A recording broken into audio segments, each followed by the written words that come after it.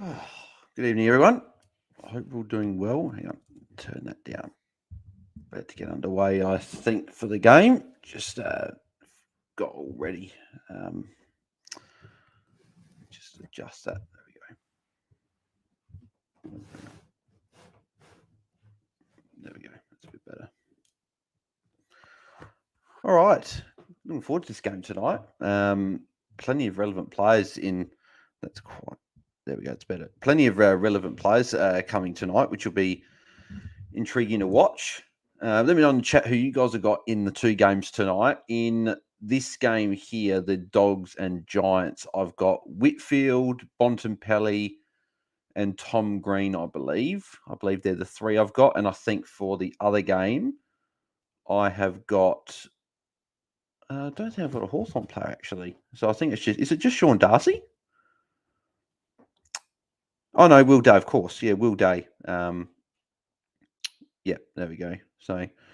looking forward to seeing what happens tonight. The big one that I need to do well tonight is I need Lockie Whitfield. He's the sort of pod sort of guy that I've got. Against the Dogs, got a chance to because obviously playing in defence. So we'll see how it goes. But yeah, let me know what who you guys have got in the game. So what I'll do now, I'll do that because the game's about to start. So you guys don't have to see my mug.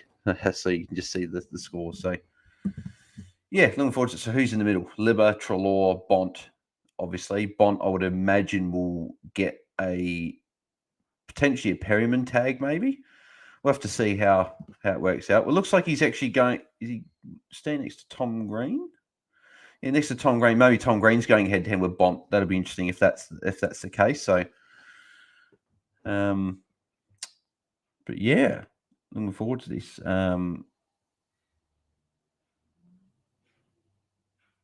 Just having a look at... because I've missed all the scores and stuff from last game. Bont tackle on Tom Green early, which is nice. Actually, do we have any different tonight? Me and Holmesy. I've got Whitfield, Tom Green. He's just got McRae, I think. So he's got Bont as well. So there's no 50-50 there. Well, I said 53 times then. But yeah, here we go. So Says, what do we think Will Day will score today? Whitfield, good early touch. That's what I like to see. I reckon Will Day is going to go 105. Freo's a pretty good matchup, so I would imagine that he'll have his normal role, and he'll do quite well. So I'd imagine he'll, about that 100 mark or so. But yeah, it'll be interesting to see how he goes. Actually, did I take Taranto scoring RDT? That'd be a bit annoying if I didn't. I hope I did. No, I've still got Sheasel captain, and I can't do it that way. Okay, no, I've got Matt Roberts. Whew, okay. For a second, I thought maybe I didn't, but no, I'm taking the 117 score. So, yeah, I'm not risking 117, even if English, like, for example, people have got English captain, even if he was to go 130, you're only losing 13 points. So for me, if you've got Taranto VC and you're weighing up whether to take it or not, I would definitely be taking the 117 as captain. You just bank the points because you'd rather bank 117 than have a captain get injured. So that's what I'd say. So Bond's had a good start, which is good. So he's up to 10 points already, which I was almost a tiny bit worried. I was hoping that he would obviously do solid. Here's Bont again, getting involved. Johannesson as well with a touch there. Is that Whitfield all the way up near the forward line?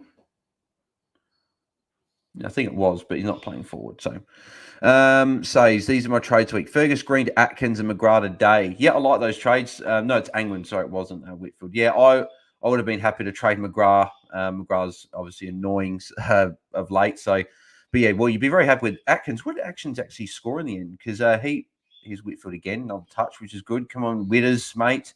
This is a game where I want you to go big.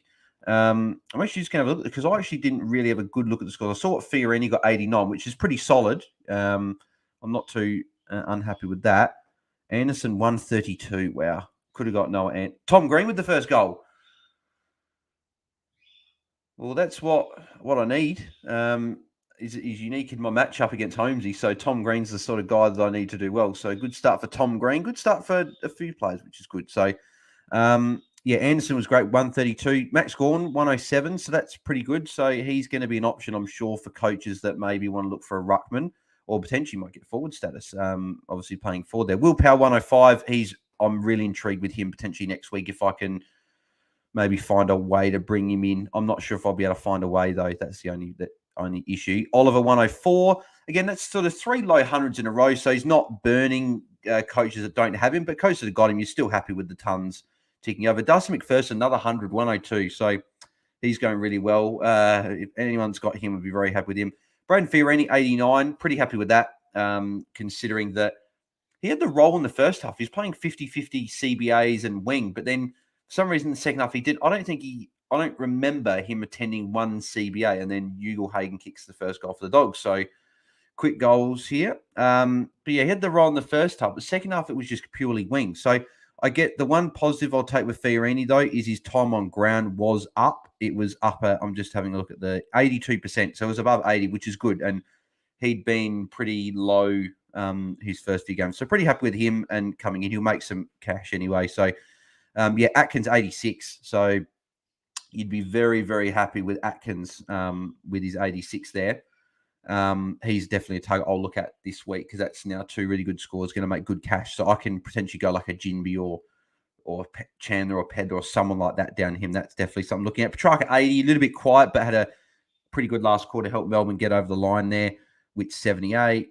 Rouse, 76. Brayshaw, 73. I was hoping Brayshaw would have a good game. Only 1 mark, which is disappointing. Humphrey, 66, had a better game than last week. Cozzy Pickett, 62. Here's Tom Green again. It's Isaac Cumming. Would have been better if that was Lockie Whitfield. Grundy only 48. That's obviously a poor score there. Chandler, 37.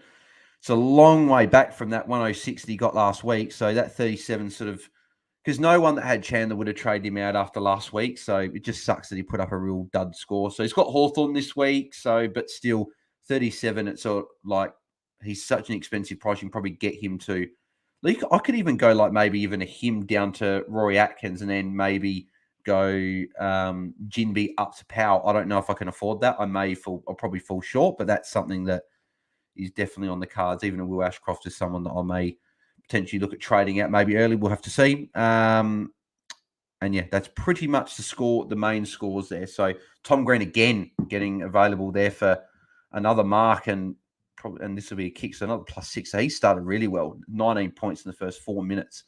So apologies. Let's get back to some of these chats. I'll just read through the scores because I didn't actually look at them before coming live. Damian Martin, apologies, still have a tiny bit of a cough tonight. I feel fine, but yeah. Damian Martin says, Yo Bales, came to event, thought Melbourne was the late games, accidentally left to see on Oliver, could be 50 or so points. Oh, that's all right. You still take 100. You still take 100 from your captain, even though, yeah, maybe you might have had a VC on someone different, but there's no sort of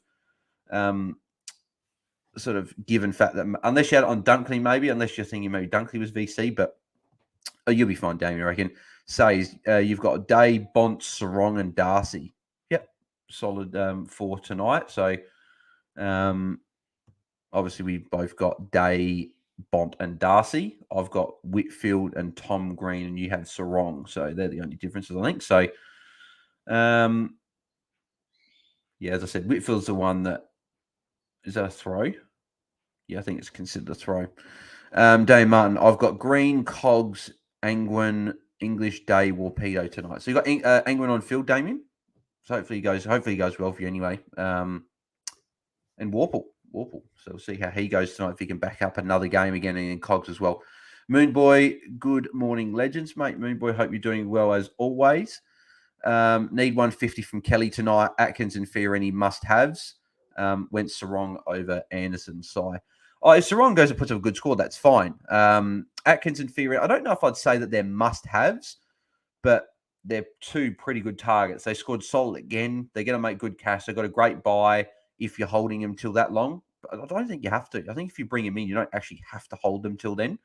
Because if they're your worst issues at some point, you can trade them out. So, but yeah, I would. They're not must-haves. They're good options. That's probably how I'd probably say it, I reckon. Ben Tash, should I take Oliver VC? I wouldn't. I'm anything under 110. I'm probably just wanting to sort of risk it a little bit and go with someone that could maybe go a bit bigger. I'm taking the 117 from Taranto, just 3 points off of 120. Even if so, my backup option would be Jack Steele. Even if he was to go 130, I'm only losing the 13 points. But then again, I just want Steele to do well anyway because I'll have him on the side. So that's why I'm locking in the VC score and that's it. So it would have been good if I Dunkley VC. Tom Grant again, where he started huge. Moonboy, I wouldn't take Oliver score if you have Marshall still. Yeah, I don't think I'd take it anyway. I think there are some options tomorrow that could go bigger. If you're saying, do I take Oliver's VC or go Dacos? I'd probably take Oliver just because I think Dacos will cop attention. I don't see him putting up a ceiling score. So yeah, that's what I'd probably do with that one. Ben Tass might use my last trade to get Steele and put him captain. Yeah, if you can do that. Is that Bond? Or is it Bailey Smith? I think it's Bailey Smith. Yeah, Bailey Smith.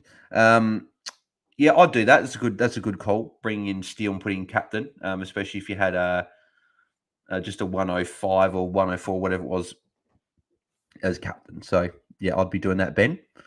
Dane Martin, no, Angman's on bench. Pedler F6. Oh yeah, Pedler obviously not a great score, but then again, a lot of people this week would have had one of Pedler or Chandler on field. So yeah, because like they did well last week, so they wouldn't have really been trade out targets or so trade out options. So yeah, people would have had one of them on field. So says I'm annoyed at Ellis. What did Ellis score? I didn't actually look at what his score was. That's the other one I'm looking at tonight. Perryman, seeing how Perryman goes tonight. That'll be interesting. He is a guy that I'm keeping a close eye on. Let's have a look at what Ellis scored. I know a few people were frustrated with him, and I think a few people did bring him as an option with that good buy. So Ellis got 54. Considering he's on 52 at half time, at 2 points at half time and got 52 points second half, he saved it to an extent. But obviously, yeah, you would have wanted a lot more from Ellis. He's got that wing roll, which isn't great. If you're going to bring a Gold Coast sort of player, you want those your Darcy McPhersons, your Will Powers, those guys have got those roles back there. So that's probably how I'd do it anyway. English, bloody hell, I don't want English doing well. I want English to have a quiet game of being a non-owner, and then hopefully Sean Darcy goes big in the other game. It's got a good match against Hawthorn. I guess Reed's a little bit restrictive, but to a guy like Sean Darcy, I don't see it being an issue. So I think Whitfield's off at the moment, which is annoying.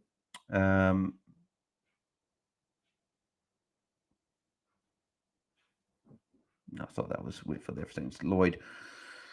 Moonboy. Not sure if you saw my message this week. Congrats on 1K subs. Huge. Oh, yes. Apologies, Moonboy. I forgot to reply. I've been that busy. I've lost last couple of days. But yes, thank you very much for that. And also, thank you very, very much, everyone, for helping me reach the 1K subs, which is obviously fantastic. It's a big milestone. I've been waiting a while to hit that. So appreciate everyone's support on the channel so far. And if you haven't subscribed, make sure you subscribe. Bottom right-hand corner, run our way to 2,000 now. So I wonder if it'll be quicker than the first 1,000. We'll see how that goes. The first 1,000 did take it. It took a while. But no, just happy that everyone getting involved. And it's been nothing but positivity, really. I can't remember really much negativity at all, which is fantastic. Which is obviously couldn't have imagined it being any better, really. Whitfield back on the ground, which is good. So yeah, appreciate everyone's support. Says he's on 2.5 time. Yeah, I know. Not great, unfortunately. Should I go Ellis to McPherson? I wouldn't do that. It's probably a bit sideways, says. I'm almost to the point you probably hold Ellis now, unless he's your worst issue. He's just got that really handy buy that unless he's dropping a lot in cash, then you get rid of. We know he can put up some scores as well. It's a tough one. If you can go him up to like a big dog, then you could consider that. But yeah.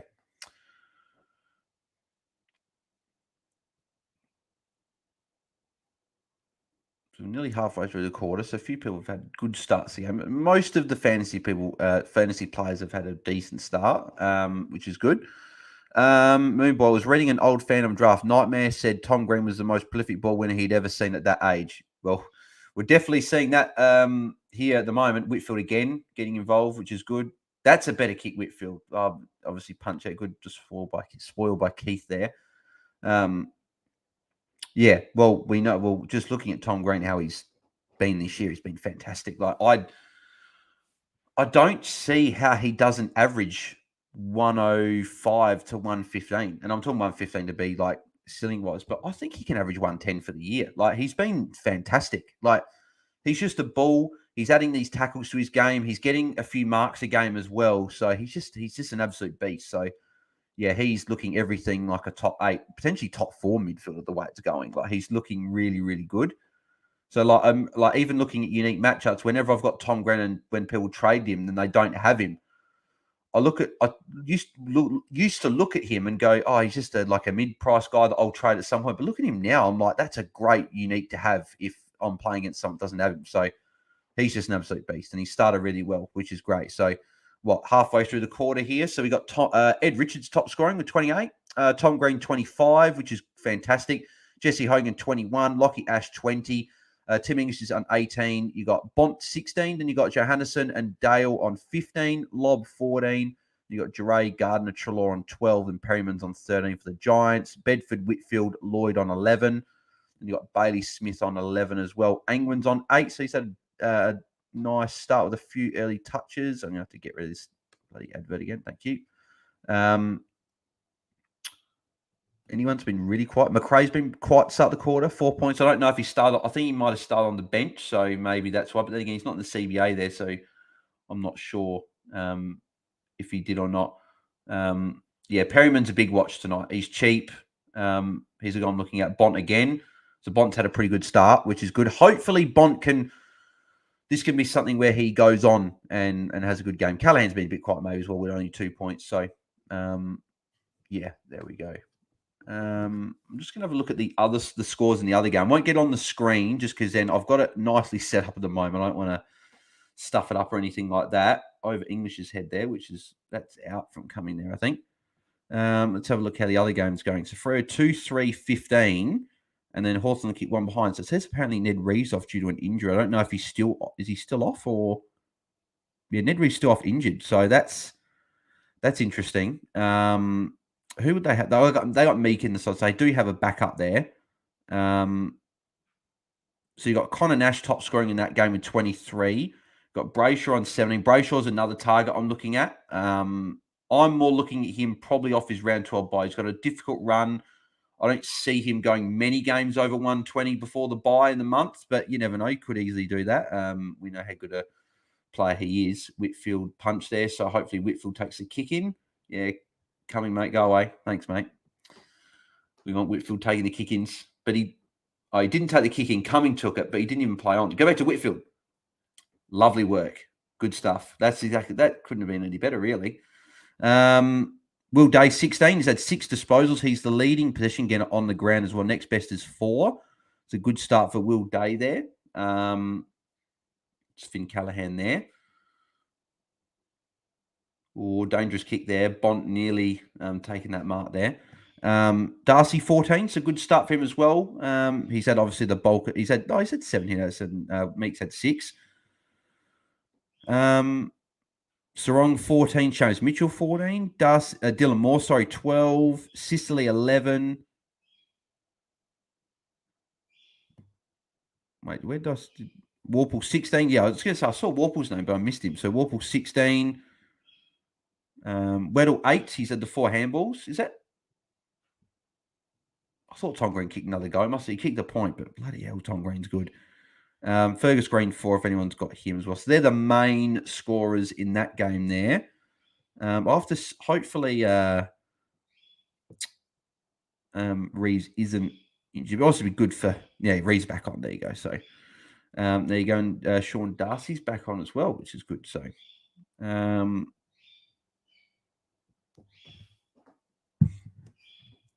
No, Bailey Smith. Bailey Smith's another guy I'm looking at as a forward. He's dropping in price. I just think the round 15 buy at the moment for me is probably not the best buy to be bringing someone in. Tim English is free on the outer side. Yep, they're going to him as well. Bloody hell. He's good, Tim English. I'm looking forward to it. I will be making that move, Darcy to English, before the buy, just because it does help out my buys, and hopefully it won't cost me too much in terms of like cash wise. It won't be that much coin to go up. So that's something I am looking at doing. So is the King's been coronated tonight? Yes, I did see that. So I don't even know what time that'll be, but I may be in bed. I don't know. Depends what time that all happens. That's Angwin, and he didn't get that. So Bulldogs get a goal. Was it Arthur Jones kicked the goal? He's a rookie guy I'm looking at as well. He's one that I'd be happy to jump on, even though he won't be the highest scorer, he will play. So that's why I'm tempted to look at him. But Ben Tass, does Setterfield play well against Port and Butters against Essendon? Port's a tough matchup, so Setterfield's got a tough matchup. I think Setterfield will be okay. But then again, it's funny. As a non-owner, you take out those first two games, he's been okay. But then for non-owners, so for owners, they take away that 50 last week. He's been pretty good. So I think he'll be fine. Butters against Essendon. It's a good matchup for Butters, but he so far last few games, he's shown that he's gone those 80s. And I don't know if he's more of an 80s guy. Port got a lot of guys running through. Is that? I thought for a second that was Whitfield CBA. Just for a split moment, I thought Tom Green was Whitfield, but they're certainly different body types. So it looks like Perryman is going to Libba, and they've got Tom Green going to Bomb. That looks like the matchups there. Buzz looks more like an 80s guy at the moment. Finn Callan is a good player. Did he run too far? Yeah, I reckon he ran too far there. Moonboy, I need a big game from Captain English. Sorry, Bales. Yeah. I don't want English going too well. If he goes 110, 115, I'll settle with that. And that's if English can go good, then I won't be missing out on a lot. It's just if English goes 130 and Darcy goes 90, that will be obviously 40 points potentially lost there. So yeah, good matchup for English though, so he should go well. Whitfield started well, which is good. So he's already up to 21 points. It is a good matchup against the Dogs. We know that they do give up points to defenders. So I would like to think that Whitfield can go and get 100 tonight. That would, as an owner, I would be hoping he can do that, especially against the Bulldogs. If you can't get 100 against the Bulldogs, if you're a guy like Lockie Whitfield, then it's very disappointing. Says I'm home for my 4 placing in mind for 425 tonight. Hopefully they do. Hopefully they go for 108. Well, there you go, 105 each, or about 107 each. So, and so who do you have tonight? You put it in before Day, Bonser, on Darcy. You got a good chance. You got a chance of that happening for sure, 100%.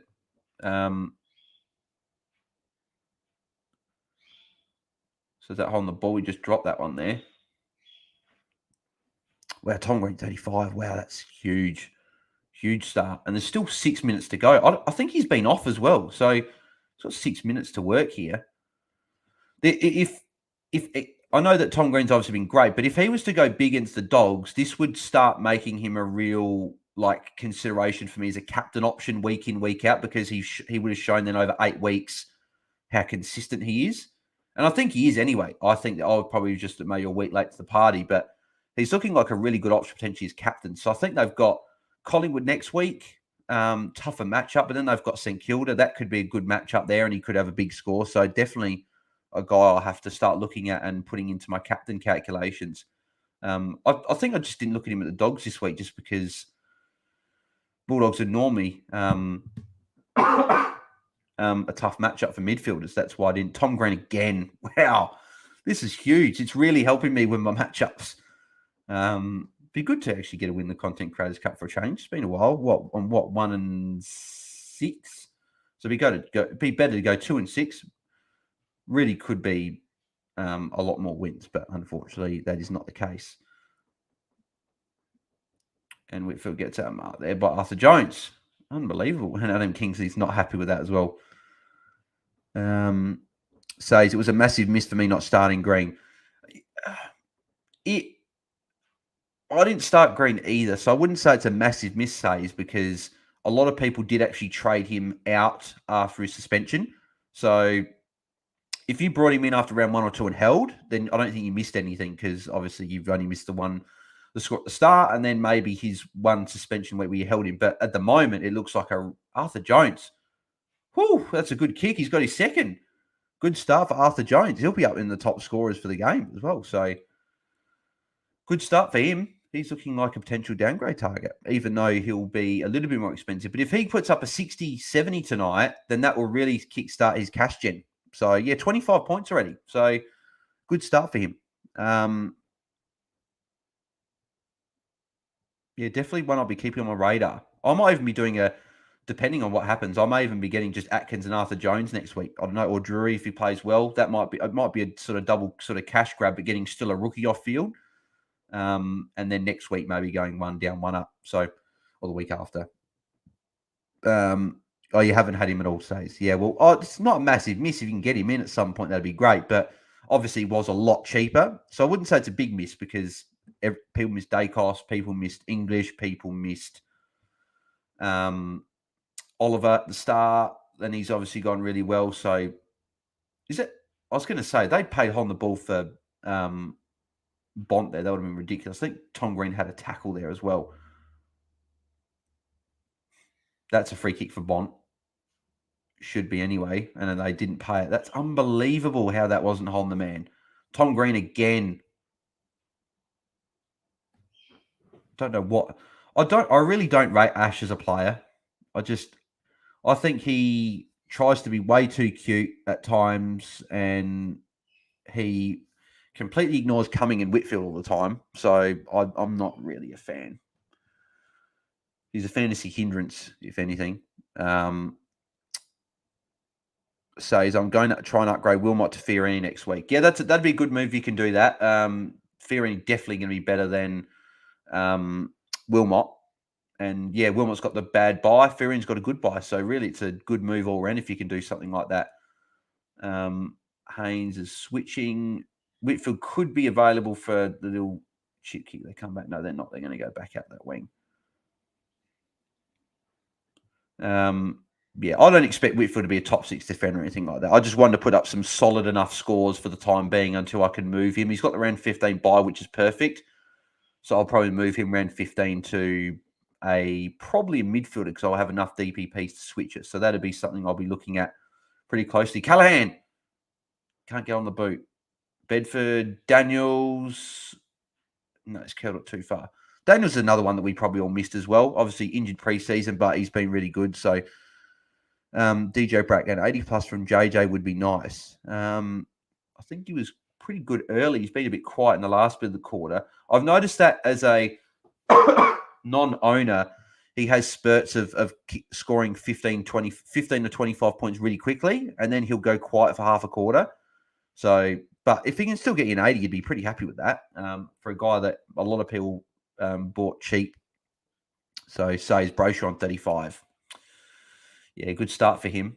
I was sort of thinking maybe if he goes big, maybe English is going to give me free for another +6. Really?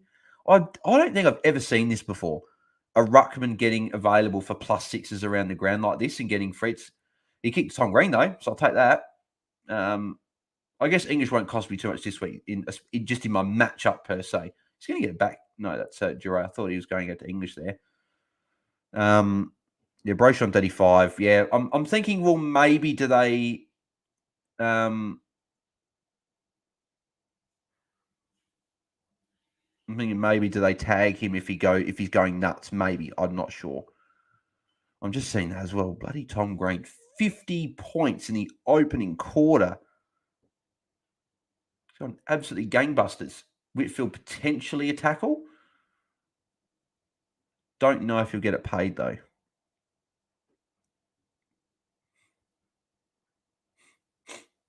Well, Whitfield will get it. He'll get a kick at least. So Whitfield's tracking for an okay score, which is good. So it's a solid enough first quarter. Hopefully gets that tackle out. I don't think it'll be a tackle, though.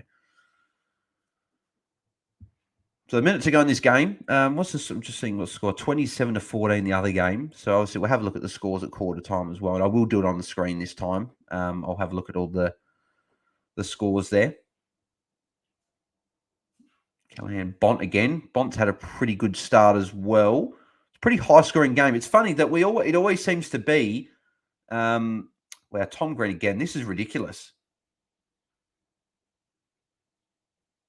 He'll get that tackle there as well. That won't be... They didn't pay that height, did they? No. Right, so Tom Green, that'll be a tackle that he'll get. Wow, this is ridiculous. He'll be on 56, I think. It's 52 on the screen now. I reckon that'll be a tackle they'll add as well. Unless the ball went out before he tackled him. That's the only thing I can think of. After that should be holding the ball. Canelio, Daniels, back to Canelio. Ward. He's got options. Josh Kelly. I haven't noticed Josh Kelly too much. He's been a bit quiet in terms of the guys playing tonight. Hogan. So he'll have the last touch of the quarter. So it doesn't look like they're adding that tackle for Tom Green, which is interesting. I would have thought maybe it was tackle, but then again, as I said, maybe the ball was out before he tackled him. So, but yeah, really high scoring game. We've already got, Hogan's already over. So we're going to have 2, 4, 6, 8, 10, 12, 14. Is that 2, 4? 14 players over 25 points, which is really high scoring. We know that Giants and Bulldogs are always high scoring fantasy games because obviously they're two of the high scoring fantasy teams in the AFL, and Hogan misses it. So quarter time for this game here. So what do we got? Wow, we got some huge scores here. We've got Tom Green, 52, top scoring for the game so far. Tim Inch next, 33. Jesse Hogan, 33 as well. Canelio's had a good start, 31. Ed Richards, 30. Bailey Smith and Harry Perryman, 29. Perryman, good start for him and Bailey Smith. So they're two potential options coaches are looking at a little bit. Adam Trelaw, Marcus Bontempelli, 28. It's a good start for those two. Connor Iden, 27. Lockie Ash, 26. Bailey Dale and Daniel, 27. Then Liver, 26 as well. Whitfield, 24. Good start for him. Kelly, 18. Bit quiet there. Arthur Jones, 24 with those couple of goals. Johannesson, 19. So he's tracking okay at the moment. Angwin, 8. So he didn't score after I actually said that midway through that quarter. Finn Callan, only 6, so quiet night for him. And then Jack McRae, 15, so he's been quiet as well. So a couple of quiet ones there. Then we'll have a look at the Freo Hawthorn game. I believe it's near quarter to... Wow, Will Day again. That's... Wow. So looking here, we got Will Day, top scoring for Hawthorn. Connor Nash and Warple again as well. Warple, 32. You got Brayshaw, 37. So he's top scoring for the game. He's obviously doing really well at the moment. He was a guy I was looking at. I just didn't like the run coming up. Switkowski, 34. Walker, 30. Banfield, 26. O'Meara, 25. Then you got Mitch Lewis and Lloyd Meek, 24 each. Seamus Mitchell, 17 there. Moore, 16. And you got Sarong, 20. Darcy, 22. That's okay. Well, he's 11 points behind English at the moment. Luke Ryan, 18. Sicily, 11. Quiet start for Sicily there. Weddle, 8. Quiet, obviously, for him there. Hayden Young, 11. So, yeah, as well, he's been quiet. Fergus Green, 4. Why is his name highlighted? I don't know if that means they've been subbed, does it? His name's highlighted. I don't know why that's the case. No, he's just on the bench. I don't know why his name is... why his name's highlighted. Well, Warple now top scorer for Hawthorn. That's a little bit... It's really annoying that he's doing so well now as a guy that traded him. So actually, we've got some updates here. So we've got Brayshaw's now 41. 4 tackles for him in the first quarter. Will Day, 29. So he must have given away a free kick. He's had 10 disposals and kicked a goal. No tackles, no marks for Will Day. Here we go. There's the update. So nothing too relevant. So you obviously got a +6 there for Luke Ryan as well. So they're the scores for that game at quarter time. So Day good. Brayshaw obviously very good as well. Yeah, there you go. Tom Green did get added that tackle that I thought he would. So he's on 56. So big start for Tom Green there.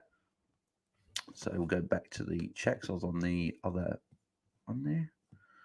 Brendan McKay, g'day, Bars. Brendan, mate, hope you're doing well. Tom Green just said to Dunks, hold my beer, mate. He's my captain. Whew, good start for you, Brendan, there. Hopefully he keeps going well because I want him to score big tonight. So, yeah, good start for him, and hopefully he can do well for you. So pretty, in terms of my players, 22 from Darcy, 56 from Tom Green at quarter time, 28 from the Bont, 24 from Whitfield, 29 from Day. Solid first quarter from all the guys there. Obviously, my round so far has been good. Stewart 88, Jinby 60. I'm happy enough with that. Considering I held him, I played him over Pedler, so I gained a few points there. Only 64% game time, so to get 60 points from that low game time is obviously very impressive. Chincotta 75, Taranto 117. Obviously took the VC score from him. Obviously very happy with Chincotta as well. Laird 107, considering he got tagged by Atkins the whole day. Pretty happy that he got to that score with 14 tackles. 3 kicks given away again. That's 4 of his last 6 games. He's given away 3 free kicks. So I don't reckon the umpires like Lairdy too much. But 81% game time, which is good. That's back up from the 75% he had last week. Laird's all good, so he's fine. Bont actually got added the handball there as well. So I just had a look on my thing. So Bont's up to 30 now, which is good. Then obviously Fiorini 89, happy enough with that. Ashcroft 61, everyone's got Ashcroft, so I'm not too fussed with that. Dunkley 172 obviously was great. Hollands looped him on for 86, very, very happy with him. So yeah, pretty all in all. And then obviously Chandler's the only one this week that's really sort of hurt me this week with a 37. He's not owned by everyone still. A lot of people did jump off. So yeah, hopefully he can go potentially maybe for me next week. Just having a look. So yeah, so I've got Holmes in the content creators car. I've got Tom Green and he's got Johannesson, McRae and Sicily. Wow, so Tom Green's out scoring all 3. That's crazy to think about that. Yeah, Roy Atkins, there you go. So he is predicted probably got about 60 odd K. So he'll be about 440 next week, but he'll have a low break even and he'll make good cash. So he's definitely one I'll be keeping an eye on next week for there. So, but yeah, so at the moment tracking for a decent enough score, which is good. So hopefully can go on. Obviously, you've got some good players to come as well tomorrow, which is good. So, Brendan McKay, did you see the rat today? I'm thinking Ashcroft him. That's definitely a play. That would give you a decent amount of cash as well. I'm looking potentially at doing a buy fix up. I really like what I saw from Will Power today, and he's going to go up in cash worst case, but he's got the good buy. He's got that role because Weller's moved up more up the ground. I'm looking at maybe potentially bringing in a Will Power and Rory Atkins, doing a double Gold Coast move for the buys and potentially getting rid of a couple of rookies. So that's something I'll be looking at doing, remove 2 rookies off field. So, yeah, that's something I'm definitely looking at. Says, what is your score and rank? So I don't actually see what my score was. So my score is 1170. Obviously with Day, Whitfield, Bont, Green, and Bont. So well, Tom Green a tackle already. Don't know if that'll count because he got a kick away liver. And Darcy in play. But 1170, I'm at 8,223. So I've gone up 500 spots so far. I don't know what par is. I don't know if I'm tracking like really well for the round or whatever, but I'll take it. Solid enough start besides Chandler, really. And I don't think I've got any rookies tomorrow. I think I've got all premiums. Actually, so let me have a look. Actually, I think I've got all premiums tomorrow. So I've got Nick Dacos, Jack Steele, Ryan Marshall, Connor Rosie, Errol Goulden, Harry Sheetal, Jack Sewell. Yeah, so all pretty much premiums. So looking forward to hopefully a good day tomorrow. Hopefully can see some good scores from those guys. So that tackle from Tom Green did count. So I guess he didn't really get a good disposal away. So Callahan gets a kick away. And Janison gets a tackle there as well. So DJ Brack, I brought both Atkins and Fiorini in this week. My rooks haven't made enough cash to get a premium. Yeah, well, good. Looks like a good move so far. Well, no, not so far. It looks like a good move because you've got an 86 and 89. I actually said, obviously, I was going to be on the Ball Boys live show on Friday, but I think there's something to do with on Mitch's side. I think it had something like the audio just wasn't coming through from my end onto his. So My spicy take was I said that both Fiorini and Atkins would go 90 plus. So considering they both went 85 plus, I'll take the semi loss there, but it's pretty close to a win. I got close to that. So the other one I did have, I said that Tags would be back in vote this week, but it really hasn't looked like it. Atkins obviously went to Laird today, but besides that, there hasn't really been many tags this round so far. We'll get probably Ryan Clark tomorrow, I would imagine, on Nick Dacos. So yeah. But yeah, definitely Atkins and Fiorini good options to look at next week after scoring well today. Romani, Tom Green and Monster, yes. 62 points already, and we're a minute into the second quarter. So what could he get to? That's are we going to be watching something similar to like a Marshall did last Friday night, or potentially like even Dunkley did last night? That'd be pretty crazy if we could have multiple scores over 140 in a week. Like, you don't get too many weeks like that, even 150. But we'll see. We'll see how he goes. So I'm on 1130 and ranked 14k. Yeah, I think around 1100 is probably what most people are on at this moment. So yeah, looking good. Whitfield should get the tackle there. It was pretty good, actually. That was a good tackle from Whitfield. Then he didn't sling him to the ground. He sort of brought him down gently. So we have seen a shift with players doing that more the last few weeks. English free kick against, I'll take that. Apologies to all the English owners out there. Brendan McKay Atkins was saying Kings Day. Yes, I know. Very, very impressive. That's another reason why he's also a good tart, because I just don't know if I see him going like sub 50 with the role that he's got. And he played well, and Gold Coast played well today. I don't see them making like wholesale changes for next week, especially with West Coast. That's a good matchup. So that's another reason I'm going to look at targeting a guy like Powell and Atkins at this early stage. Obviously, we've got players tomorrow, we've got players tonight. Injuries can happen, forced trades can happen, suspensions, we don't know. So obviously, I'm just sort of talking out loud about what I'm potentially thinking about doing at this early stage. Is that in the back? Yes. So if they switch it here, Whitfield could be on for a +6 here. So hopefully they do. Yes, I think Whitfield will probably get one here, I think. Should get it. Yeah, there we go. +6 for Whitfield, which is good. So hopefully he can continue scoring at a good rate. That's obviously what we want. Whitfield could get it back here, actually. Go to Whitfield. Ash, go back to Whitfield. There's no point going long when you've got a guy short 15 metres next to you. Lovely. Good stuff, Ash. Okay, you're maybe starting to bring back some of the negativity I was having towards you, mate. Whitfield, go back to Ash. Yeah, why not? Do it. Give him a good favour and do that. Good stuff. Then Whitfield come back and then get another +6. But no, it's good for Whitfield to get a few +6. So I don't know if he's on 42 or 36. I don't know if that's updated just with that +6 in, or if he was. Oh, actually, no, it would be. That'd be his first two. Oh, no, he got a tackle. So he would be on 42, actually. We got here. So it's raining now, which is not great. Yeah, it looks like a bit of rain's coming. So not good for Whitfield. I guess at least he's already on 42. I think he is, if they add that. Yeah, 42. There we go. So at least he's on 42 already. So he's got plenty of time just to get some touches and maybe get it still up. But maybe he's not going to get that big score with the weather on the way. So, but he'll have kick-ins. So maybe if he takes kick-ins, he might get a solid score. Damian Martin, I'm ranked 532 before the round started. Shitting Brick says I've never been this high up. Oh, it's good. It's a good, good thing. You'd definitely rather be that high up than Tom Green. Someone punched it away. He would have been potentially having a shot at goal. He just looks. He's just a frightening figure, isn't he? Tom Green. He's so big and he's just a beast of a guy. He's just so good. Damien, it's definitely a good thing that they're ranked that highly. I'd rather be in that position than lower. Says, I'm glad I jumped on Atkins this week. Yeah, he would be. Yep. Him and Fiorini were ticks today. We've got 48.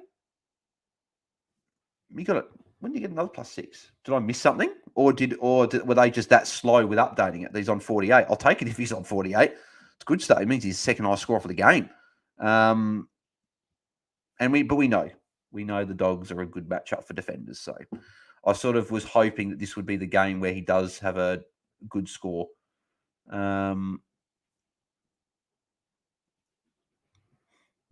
English is just another midfielder, isn't he? He's just an extra midfielder he gets hit out. So he's so good. Hawthorn to come back a bit, 33-26 in that other game. So I'm keen to see how those scores are going when we check halfway through the quarter. Corey Blackledge, do you think Sicily's a luxury trade out when a full preem? I don't know. We'll have to see how he goes. I still think he'll be in and around the top 6 defenders, but we've seen that some of the defenders are doing really well this year.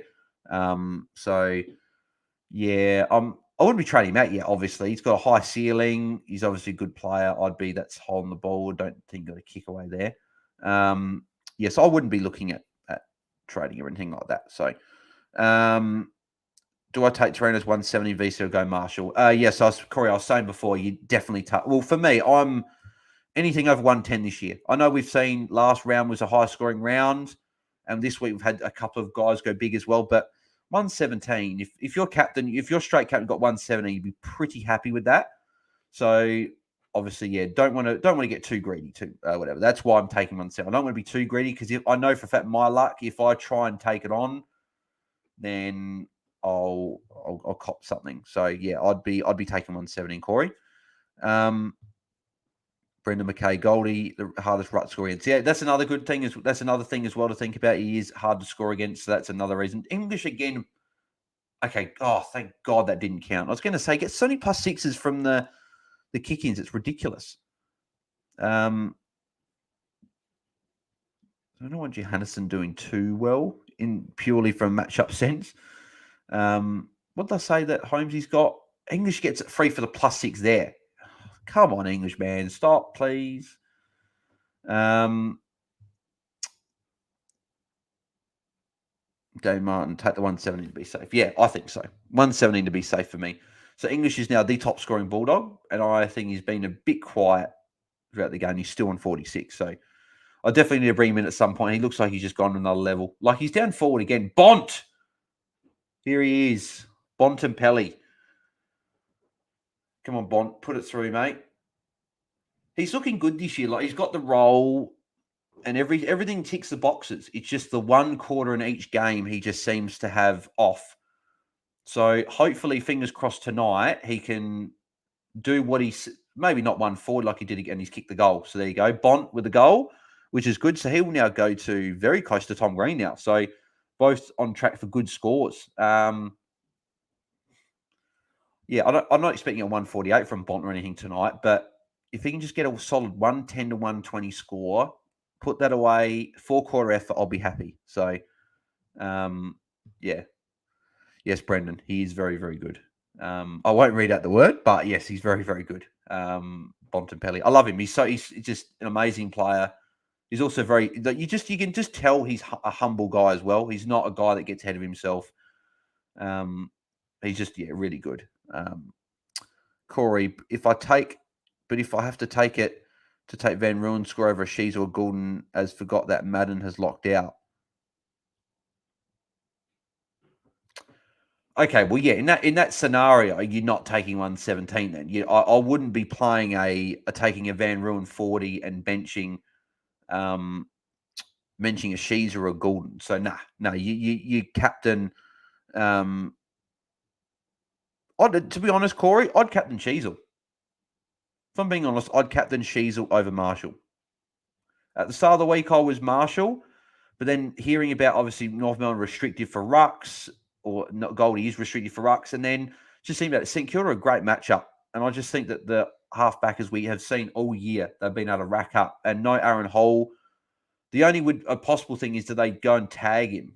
That's obviously the thing. It's Ross Lyon. Do you know what he's going to do? So that'd be my only sort of little slight concern. But besides that, I think he'll score quite well. So I'll move to. But if you want to be safer, I think Marshall's probably the safe one. But then again, we were talking about. I heard the trades talking about it. What if he gets subbed out, Marshall? What if they're beating North Melbourne by 60 points in the last quarter and they decide they're going to do that again? You don't want to have a captain that gets subbed out on like an 85 or whatever. So I would go Sheasel, I think. I obviously, you can't take Taranto's score by it. You've got to pretty much bench a premium to take that. So I would be putting Sheeds or Captain Corey. Or a Wilmot should take it. Well, yeah. Unfortunately, just I've done that before as well, where you sort of you lose track of when the games are, and then a game starts, you think, crap, I should have done this. Who was it before that said something about they put the straight captain on Clayton Oliver? Damien, that's right. Yeah, Damien put the straight captain on Oliver because he forgot that Melbourne were playing tonight. He thought they were playing later in the round. So, yeah. I actually thought they were the late game as well. I sort of almost didn't realise they were twilight today, but yeah. So still 12 minutes to go, and we've got Bont and Tom Green are the two top scorers, and they're both 64 and 55. So they're both on track for good scores. So this is a good game for me at the moment. I've got 3 guys in it, and all 3 are 3 of the top 4 scorers. So good start. And considering that one of them's pretty unique, very unique in Whitfield, and Green and Bont. Bont's relatively unique. Tom Green is a bit more unique considering a lot of people traded him. Bont free kick here as well. Okay. Bont's starting to really take over the game.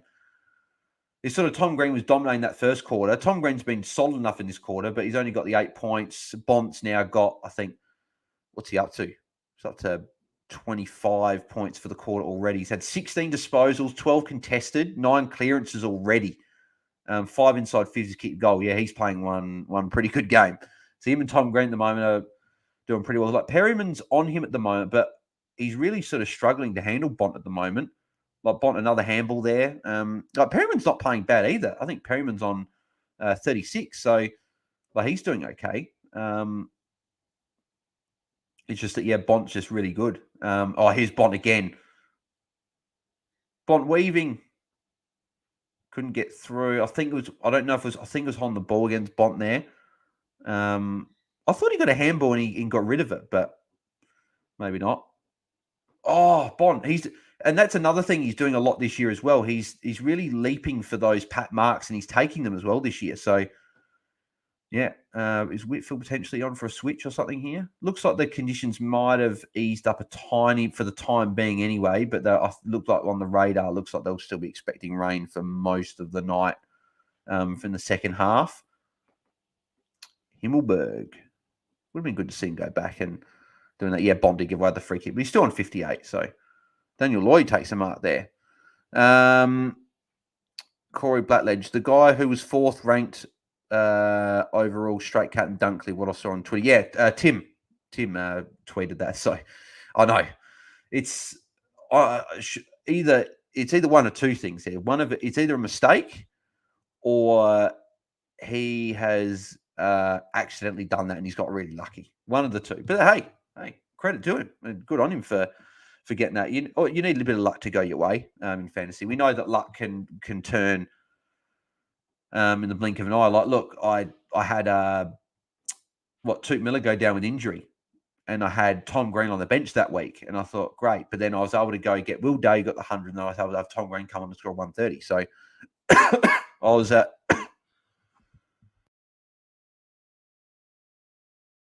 apologies. But yeah, it could just turn. You really can. Like, you could be having a great round, and you could have 2 bullets on the Sunday or on the Saturday. Or you could have a good Friday night, have a couple bullets on the Saturday. Like, it's fantasy. It's funny. You got to take it almost like moment by moment because you can't sort of go like. Don't get me wrong. I'm so happy with Tom Green and Bont at the moment, the way they've started, and Whitfield to an extent as well. But we know for a fact with fantasy, it can turn really, really quickly. Like, you can get maybe Bont gets like shut down by someone else.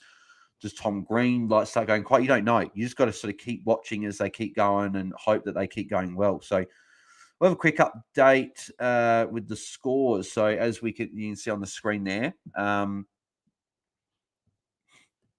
Bont on the bench? Maybe. I'm not sure. But yeah, Tom Green top scoring for the game on 64. Bontempelli's next with 58, so obviously very good start. I don't know if Whitfield off.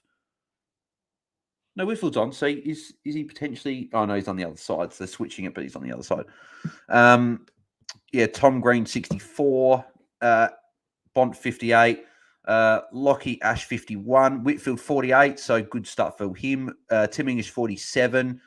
Richards 43, Flynn 41, Perryman and Libber 40, Cornelio, Hogan, Dale, Trelaw 38, but now Haynes gone to 39. Bedford Lloyd 35, Kelly's on 30 there as well. Trelaw, I said Trelaw already. Janison 29. English takes the intercept mark there. Arthur Jones 26, McRae 27, Callan 25. Callan's got a little bit more of the ball, which is good for his owners there. Angwin 13 has been obviously pretty quiet there. And so that's pretty much the main ones there. So Ash actually got taken away 2 points. I don't know if he got a free kick again, so they just took a handball away. I'm not sure, but yes, I will check the other scores for the game says. I was just going to do it. I was just going through that game first. The game on the screen here. So I'll go back to the way it was set up before. So zoomed in a bit more. There we go. That's better. All right, so let's have a look at the other game with the score. So Free up by 31 points there. Brayshaw's just kicked a goal. So he's going to, dare I say, going to be on a pretty good score. We'll have a look. No injuries, which is good. We don't want injuries. Yeah, Brayshaw's 59 already, halfway through the quarter. So Brayshaw, Green, and Bont are all going big at the moment. So if they all go and get big scores, that's be pretty good. O'Meara 51, Warple 47, so he's good. He's the top disposal getter on the ground with 15. Meek 45, Jackson 43. I'm not seeing Darcy, which is a bit of a concern. Nash 40, Will Day 35, Sarong 29, Darcy 22. What's Darcy doing? Darcy's had 0 points in the quarter, 3 hit-outs, and a free kick against. Unless he's been off on the bench for the quarter, for like a bit of it, and then he's come back on. So he's already been off the quarter. So he'll play the last 10 minutes, but yeah, it's a bit disappointing he hasn't scored in the quarter. Dylan Moore, 28. Hayden Young, 24. As I said, Darcy, 22. Sicily, only 20, so quiet start for him. Shamus Mitchell, 17. Weddle, only 8 as well. So, and then Fergus Green, only 3. So that game's not looking as good for fantasy scores. Hopefully, Sean Darcy can start to pick up the pace with his scoring because looking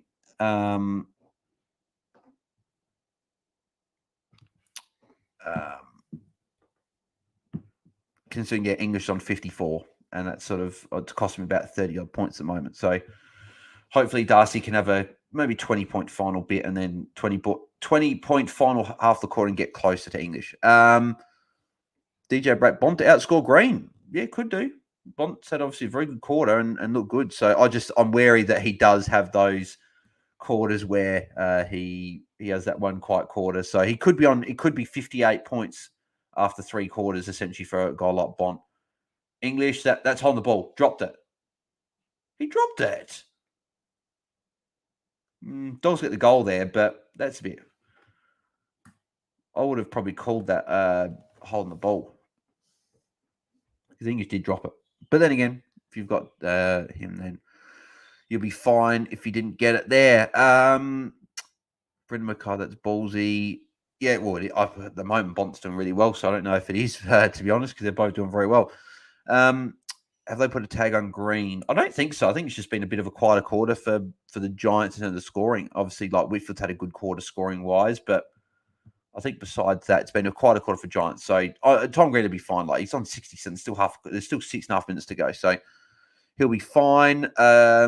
Corey, do we trade out Chandler next week? Yeah, he's an option to trade out. That was pretty quiet today, 37. Obviously, he had a good score last week, but because that 37, his break-even is going to shoot right back up again. It's probably going to be in the 50s or even the 60s next week. So Hawthorn, good matchup. You could keep for another week. If you need the round 14 buy, that's also another option. But he's at a price point where you can go down Atkins and make yourself 40, probably like 50, 60K next week. Tom Green again with a nice kick and a contested bit there. So I think he'll be up to 70 points now. But yeah, Chandler's definitely. I think Chandler is an option to trade out. He's done his job. Like he's over 500k. Like that's really, if we can get these rookies over 500k, that's what we want. So, and Callum Ward takes them up there. So we're lining up for goal. DJ Brack, same here. I got Oliver's 104 as captain. Not great, but not bad. I think yeah, you take anything over 100. Really, you could be worse. You can always have captains that go sub 100. So. Brendan McKay, Big Darcy won't get any smaller as the game gets on. Yeah, that's right. Yeah, exactly right. He won't get any smaller. He'll get bigger. He'll probably be able to hopefully impose himself on the game more as the game goes and hopefully put up a solid enough score. So hopefully, because he's the only one from the games tonight at the moment that is scoring points. So the three guys in this game are scoring well. In the other game, Day's on track for a solid enough score. And then, yeah, it's just Darcy. So if Darcy can turn it around, then I'll be pretty happy for tonight. So, yeah. Also, just while we've got the break here as well, if you haven't subscribed yet, bottom right-hand corner, make sure you subscribe to the channel. We just hit 1,000, which is obviously fantastic. But we're not done there. It's not the finished article. We've got to go to 2,000 now. That's the next goal. That's the next goal we're putting on the channel. Obviously, we've got 1,100, 1,200, stuff like that. But 2,000 is the next big goal. So if you haven't subscribed, bottom right-hand corner, even if you don't want to come back and watch any more videos, it just helps out. So appreciate everyone's support so far. Thank you also again for everyone's support to help me reach 1,000. So, yeah, it's been fantastic. And long may it continue. Just having a look if anyone did subscribe tonight. Don't know if we had one. I can't remember if we had one or not. I don't know if we had one. Whitfield tackling English. That's what we want to see. I don't know if that will count because English did get a handball to someone. McRae will get the high free kick there. Also, if you are a UFC fan, I did a UFC predictions for the UFC 288 tomorrow. So if you are a UFC fan, make sure you go and check that out. It's surprisingly didn't get as many views as maybe what I thought, but that's okay. I know that the main thing I'm doing around here is fantasy footy. So Whitfield, that's the 50, which is good. So he's on track for the ton, and he's still got 4.5 minutes to go in this quarter to hopefully score some points. So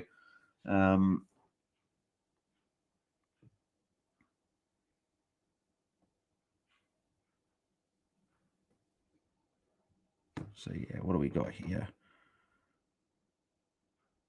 Yeah, there we go. Yeah, we've got a couple of comments on the thing. I'll answer those questions that people put in the chat in other videos. I'll get to them at halftime. There were a few questions. I apologize, I didn't get to them.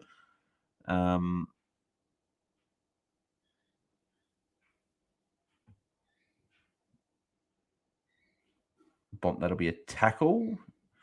It's funny. These conditions are now really going to suit guys like Bont and Tom Green. They're going to be really like in and under getting these tackles. It's actually going to be bad for guys like Johannesson and Whitfield. I know Whitfield's on 50, which is obviously great, but it's just the conditions are not great for them. So unfortunately, Brendan McKay just said Rangers got real. Exactly right. Whitfield playing from the square. We know what to do, man. Good. So Whitfield playing on. He could get it back here, actually. He's right there for a +6. Yes, so Whitfield getting involved. This is good. Thank you. This is the game I've been waiting for. These +6s, these games. He's up to 59 now, Whitfield, which is great. So as a bit of a pod in defence, he could be the difference between me rising up the ranks this week and not. So hopefully he goes and has a good score. Everyone's saying Rainey pretty hard now, which is annoying. I guess at least the two guys I'm relying, the most of people relying on tonight are midfielders, so they can get your tackles and obviously get your touches. It might be not great for in the second half for guys like Whitfield and Johannesson and guys like that. That's where it's going to probably struggle for guys like that, which sucks, but unfortunately that does happen with when rain comes.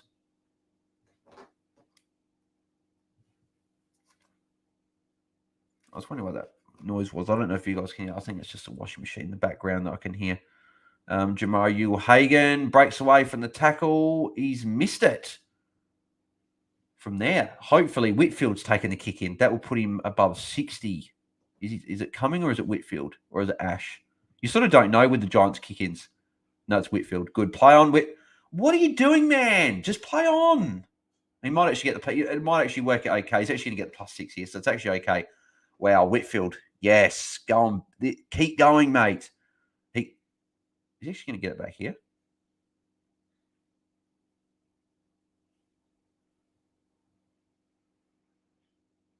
No. But still 65. I think he's got 65. Yeah, 65. Wow. Yeah. Very, very happy. As a pod. He's going well. It's always nice when you have a pod going well. Says next week I'm going Sarong to green. Don't do that, Says. Don't do that. That's way too sideways. Sarong's still a premium. He's a luxury trade at worst case scenario. Best case is a top 10 to 12 midfielder.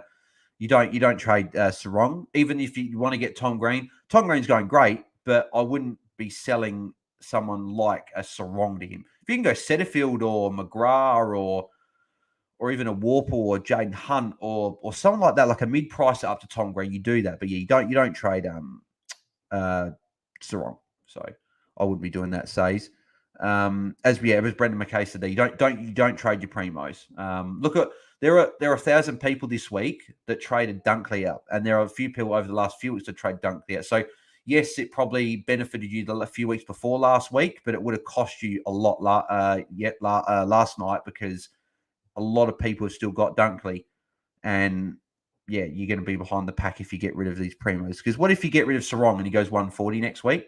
That's why we don't get rid of primos. You get rid of primos in the back half of the year when we're doing luxury trades, when you've got all rookies, all mid-price off the ground, you're trying to get to those top 8 midfielders, top 6 defenders and forwards and stuff. So yeah, I wouldn't be trading him. Dave Martin, just checking your emergency score only count. Okay. Your emergency score only counts once your on-field non-players game starts. Yes, correct. So, for example, I had Matt Johnson as on-field, and I had Hollins on my bench, who was my emergency. I didn't get Hollins' score until Johnson was locked into play. And then if you're talking about your emergency on the bench, if you play, say, if you had Chesser on the field, Whitfield, good tackle, son. Not holding the ball, though, but Whitfield's going really well. This is very, very good. He's tackling as well, which is good. Yeah,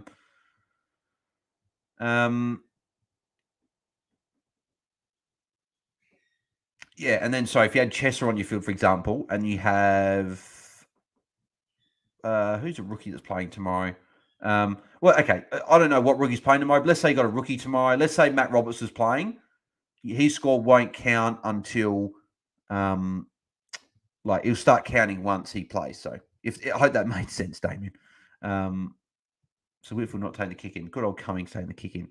Can't get too greedy though. Whitfield is on 69, so pretty happy with that. He is actually free there for a little +6 short, but I don't think he's going to go there. No, Cummings going to go longer. But no, very, very happy with Whitfield's start. It's been not a tough watch because Whitfield still has got 80s in every week I've had him, so he's not killing me. But he hasn't had that game yet where he's gone big for me. So hopefully this is the game that he can go and get a 120. Like that would be really, really handy. Janison doing well now as well. Janison up to 41, so good sort of turn for him. So Bont mark there as well. That puts Bont to 70.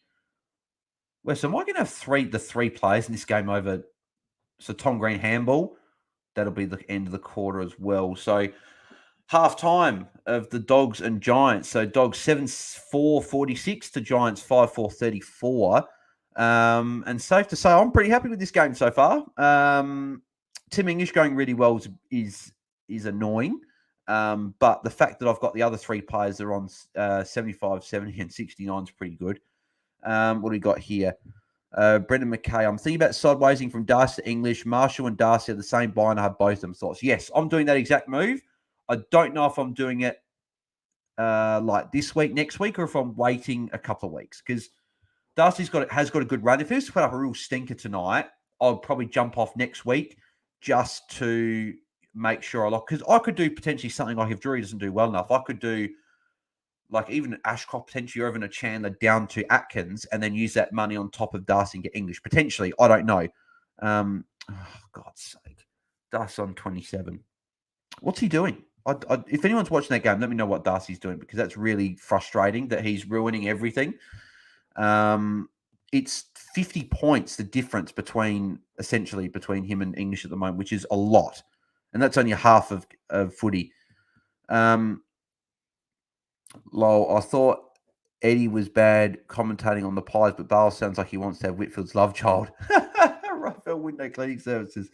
Yes, mate, I'm very, very happy with Whitfield. I've been waiting for this. He's only like 2% owned, or even less than 2%. So I've been waiting for a game for him to go big, and hopefully this is the game where he does do that. So yes, I'm very, very happy. Dave Martin, I've been ready to trade Warpedo out for a few weeks, but he's come good again. Yeah, I know he's been very good. So people that have got him be very, very happy. Brayshaw 79, bloody hell. Corey Blackledge, I'm happy I have Bont, Green, Canelio, and Kelly tonight in this game. We'll have a look at the scores, but Kelly okay, Kenny a little bit quiet. Harry Toss, I got Green captain. Good stuff, mate. He's going obviously fantastic. So hopefully he goes good for you, Harry, there. Well, look at the scores here. So we got Tom Green top scoring 77. Bont next was 74. So he had a 44-point quarter there, Bont. So yeah, he has big quarters each week pretty much, and hopefully he keeps going. Tim English 71. Obviously he's a non-owner. It's hard to keep watching him do this, but great matchup tonight, so you'd be pretty happy. I don't want to go over 117 though, because a lot of people probably might have taken on Taranto score and gone English captain, so they might gain points there. But Whitfield 69, as mentioned, I'm very happy with him. Lockie Ash 65. We know defenders score well against the Dogs. Trelaw 58, Ed Richards 55, Caleb Daniel 50, Flynn 51. So Flynn's doing well as well. McRae 49. So McRae had a big quarter there. That would have been about 30 odd points, 38 points. So again, I've got him in a matchup, so I didn't want him doing too well, but that's okay. Dale 47, Josh Kelly 46, Hogan 45, Bailey Smith 43, Perryman 42, Haynes and Johannesson 41 each, Canelio, Libber, and Jack Buckley on 40. Any other ones here? Arthur Jones 29 with 2 goals. So obviously a low score for the 2 goals. Finn Callan only 23. He's been quiet. Angwin only on 13. He's been quiet as well. And yeah, they're the main scores. So we'll go to Fremantle and Hawthorn. It'd be near halftime, I think. I don't know if it's halftime yet. Yeah, it is halftime. So, wow. Brayshaw's on 85. And I nearly went him this week over Steele. I just didn't like the run. I thought maybe Nash would have tagged Brayshaw, but it looks like he's not. So Brayshaw top scoring 85. O'Meara 62, Nash 59, Warple, Meek, and Young is on 53. So Young's had a good quarter there. Luke Ryan 52, Walker 46, Clark 46, Dylan Moore and Amon 44, Luke Jackson 45, Sisley 42. So he had a good quarter as well. Bloody hell, I didn't want all these guys having good quarters. Rasmus 41, he's been good. He came in. Will Day 39. That's pretty quiet. He was on 29 points. He was on 32 points near the end of the first quarter. He gave away a free kick away, so he scored 10 points in the quarter essentially. So not good. Not a good quarter for Will Day. A lot of people got him, so that's okay. Sarong 37. He's obviously been a bit quiet compared to Brayshaw. Unfortunately, I think maybe it's almost switched now. It's looking, the last 6 quarters have shown maybe Brayshaw is going to be the better midfielder, and a few people maybe had it the other way for a little bit there. Please tell me, okay, Sean Nuss at least is over 30. But it's 40 points the difference between him and English at the moment. So Darcy's got to have a big second half to get close to that again. Weddle only 16. Fergus Green 6. Wow, that's quiet. Yeah,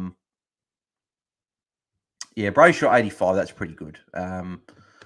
He's definitely a target. And the only thing with him going well this week is that if he goes really well, people might have to jump on him earlier.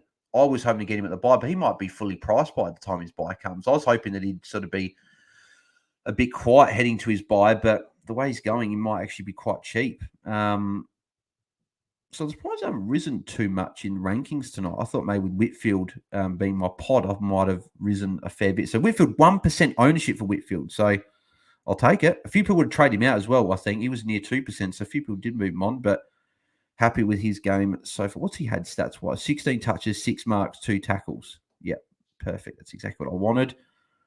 Obviously, Bont, Green there, and Darcy. The Darcy doesn't affect many of my matchups this week, I don't think.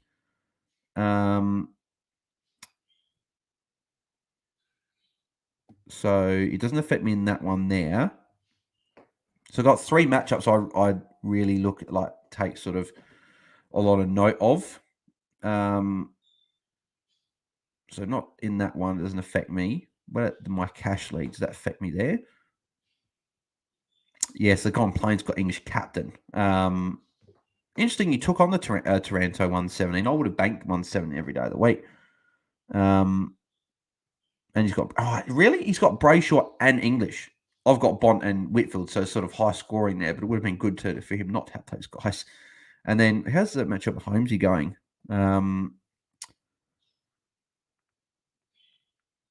So Green and Whitfield. He's got Johannesson, McRae, and Sissy. So at least they're all sub 50 in a way. If you look at matchup, and then my guys are doing well. Hopefully they continue to do well. What's Tom Green's stats? What do you have?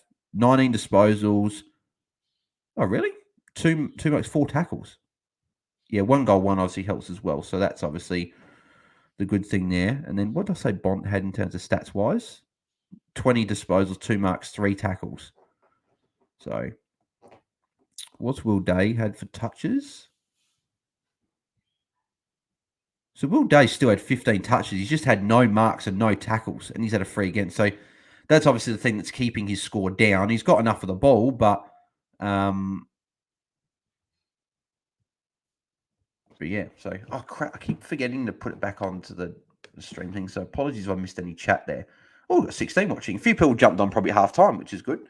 Appreciate everyone that's. Oh wow, there is a lot of chat. Apologies for missing some of the chat. What have we got here? Brayshaw updated 85. Yep, not great. Did Riley O'Brien look okay today? Says Ben. Yeah, he looked good today. I wouldn't bring him as an option. I still think Rucks, you're just getting Marshall and English and that's it. I wouldn't be looking at anyone else. I know that obviously Gawn could get forward stats, and he's maybe, if you can't get English, you could get him and then flick Gawn forward later on. But yeah, English and Marshall are the only 2 you're considering. So I wouldn't be, unless you got him, Ben, then he looked good for you. If you've got him, if you don't have him, I wouldn't be looking at him as a target. No. Says day on Yano. Hopefully he goes better at halftime. Zach A. Fergus Green, 6 points halftime. Yano, and I hope no one's got him on field, because that's going to be a real killer if you've got him on field there. Revel window cleaning service 34. What's 34? I don't know. Maybe someone scored 34. Clancy Walsh, Rochelle disgraceful. Yeah, Rochelle was really, wow. Tom Green's got added tackle there, as you probably saw on the screen. So he's up to 81. So that's obviously very, very good. He's going really well. Yeah, Rochelle was very, very quiet today. I was very hesitant with a lot of the Crows players today with that matchup. Geelong is an incredibly tough matchup to score well in. Dawson Laird went pretty well, but even Laird got tagged and was sort of kept to a lower score than what he has been doing the last 3 weeks. Still 107 will take it. But yeah, Rochelle, 24 or whatever he got. So he was really, really quiet. Says I should have gone Mills over Day. Oh, I wouldn't say that yet. Says obviously it's only been a half a game for it's only been half a game for Hawthorn. He could go and have a 60-point second half and get to 100. So yeah, and Mills, we're still not sure yet. Mills is a potential option for coaches to look at, but I'm not he's definitely not a must-have or anything like that. Or you shouldn't be saying, like, Day will be a top 6 defender, I think. I don't think Mills will be a top 8 midfielder. So you made the right decision, Says, in going Day. You save cash as well. Says, I'll drop 6K in ranking 6, 730. Well, you probably got 1 or 2 less players than a lot of people say. So it'll even out when the round finishes. Corey Blackledge, Anderson will be expensive as well. Wish I could have got him next week. Yeah, well, now I'm probably thinking I probably could have gone him over Steele to get that buy, but which is annoying, but oh well. String Bean, how much you bench press bars? String Bean, mate, you asked the same comments, mate. That's what 2 streams in a row you said how much do I bench press, and then you always say it's bars on the comments. But no, I appreciate the support, mate. But no, I don't bench press anything, mate. I don't go to the gym. Not my ting, as Conor McGregor says when they say ting or whatever, or in England wherever they say that. But yeah, I don't bench press anything. But yeah. Clancy Walsh, Rochelle's so shy I might have to rage trade. Well, you can rage trade your 2070 score. You can rage trade. I wouldn't necessarily just say trade him. He's got a good. I find round 14 for Preems is a good buy. There aren't many on that round 14 buy, so I'd still keep him. I wouldn't trade him out after one poor score. I'd give him one more. If he has another sub 70 score next week, then that can be so. But yeah, definitely rage trade. 100% you rage trade. You need to send a message. Brendan McKay, I've gone backwards in ranks somehow. Some people have because I guess people got more players than I've gone up a lot, but obviously that was at the start of the game. I got my VC score added. People got VC scores added as well because a lot of people would have had a Matt Johnson guys playing tonight. They would have taken the loophole from. So yeah, I wouldn't be panicking too much with dropping in ranks because it'll all even out depending on how your round's going. So yeah, so Darcy's played 81% game time. He's had 16 hit outs. I don't know if he's playing more forward, if they've done that. It'd be interesting to see who was watching that, if he's played more forward, but I hope not. Says, is Darcy priority trade English? Not priority, but it will be something that I and a lot of people do think about buys in the next few weeks, just because we know probably it depends. If English was to drop, so if Darcy's to drop a sub 60 score tonight and score a shocker, coaches may look to just do it straight away because they want to save as much cash as possible doing that move. So that's definitely something to look at, says. But I don't know if it's definitely necessarily a priority trade next week, but it could be. We don't know. We'll have to see how the round plays out. Revel Window Cleaning Services, 34 was McRae's second half points. Thoughts on... 34 points in the second half. Okay. Second quarter points, sorry, yes. Thoughts on Sarong? Seems to be direct shift now. Brayshaw's back. Potentially. I'd probably give it another couple of weeks. He's got the round 12 buy, so you can always trade him at his buy if you really want to and sideways him then. I wouldn't be doing anything with Sarong just yet. I'd be giving it a few games to see how he goes. Because Brayshaw could cop tags in the next few. That's why I think he's got Sydney coming up. Wouldn't be surprised if Ryan Clark went to him there. So just something to Romani. Sarong getting tagged. Oh, really? Sarong's getting the tag. That's interesting that they're tagging Sarong. I wouldn't take Brayshaw. I'd take Brayshaw every day of the week. I know Sarong's a really, really good player, needs a star, but I don't know, I just feel like you can shut Brayshaw down easier. But then again, Sarong's having quiet. So, yeah, Brendan Mackay, yeah, I think he is getting the tag. So, Romani, Day will get more points. He's playing well. Good to hear. Good, at least Day's playing well. Yeah, they're just showing on screen here, Jacob Van Roon could be in hot water for hit on Charlie Ballard. It'd be interesting to see if he gets anything for this because it's not like he's a deliberate act. He's going for the ball to try and spoil it, but he's just accidentally collected the head. So let me know in the chat, guys, if you think that Van Roon will get a week or two or however many. Do you reckon he'll get suspended for that? I don't know. It's a hard one because he's trying to get the ball. He's just missed the ball and he's accidentally collected the head. It's not like he's deliberately gone and tried to hit him. So I don't know. Let me know in the comments in the live chat what you reckon if he'll get anything. Yeah, Ravel Window Cleaning Service says, yeah, quite possibly, but thought that would have been shifted over with Brayshaw going ballistic. Yeah, hopefully it does get shifted with Brayshaw going well. Because we want Brayshaw to stay cheap for just after his buy. That's really when we want to be looking at him as a good target. Corey Blackledge, I've gone up 2K ranks so far for the round, but have heaps in these two games. Yeah, it'll all even out after when the round's finished because some people had more, some people played less. Bond's got taken a handball away. Thanks, Champion Data. So yeah, it'll all even out. I don't look at my rank I look at it obviously, but I don't really take too much notice of it until after the round because that's obviously when we know if you've risen or fallen. So, Jack Farnell, do you think? Hang on, sorry. Corey said before. Corey Blackledge live rank 3.3K. Good stuff, Corey. It's good ranks at the moment. Solid enough at this point. Hopefully I can join you in the top 5K soon. Jack Farnell, do you think Kelly's scoring has been impacted by Perryman coming back in? If so, should I jump off? I wouldn't jump off Kelly. I still have him as probably a top 8 mid personally, or just on the outskirts of top 8. I still am a top 10, 12 midfielder, so I wouldn't trade him. He's got the round 15 buy, so what I would do is I would wait until his buy, see how he's going. If he continues the sub-par score, but he hasn't been bad, though. Like, he's on 46, on track for around that 90-plus score. He's got hundreds in most of his games. I think he had one poor score. He obviously had that one injury-affected game earlier in the year. I would still be holding him. I wouldn't be getting rid of him. Perryman coming back in is obviously he's tagging Bont, but I wouldn't be trading him. Brendan McKelly's a walking hamstring. I don't think he's a walking hamstring. He's obviously had a couple of soft tissue injuries in the past, but I would say he's injury prone.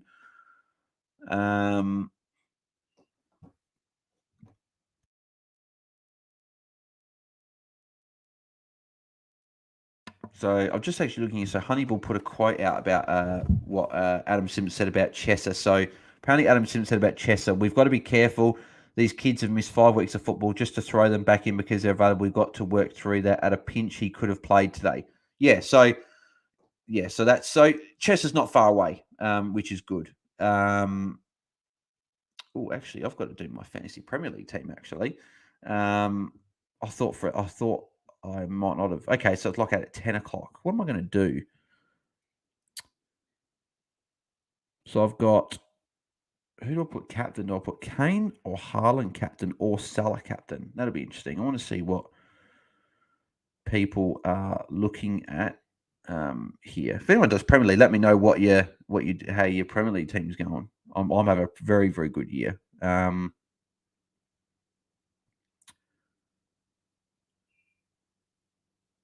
Let's have a look. Is there...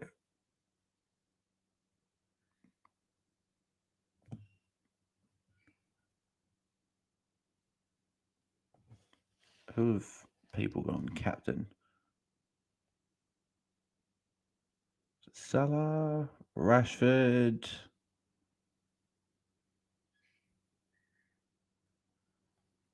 Son,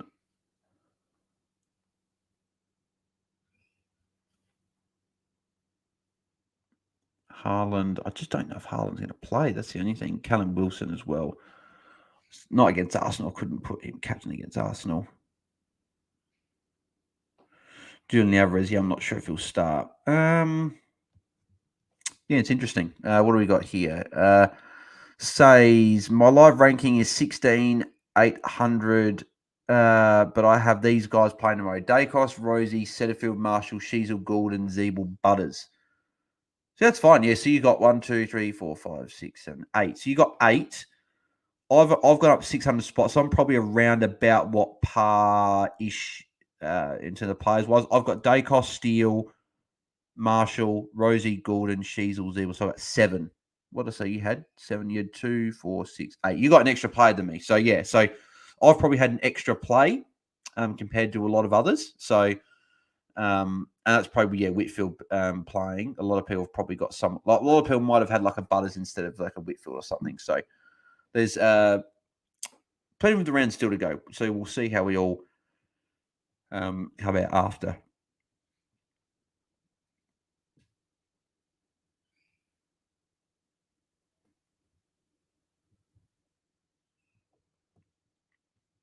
About to get underway for the second half of this game as well.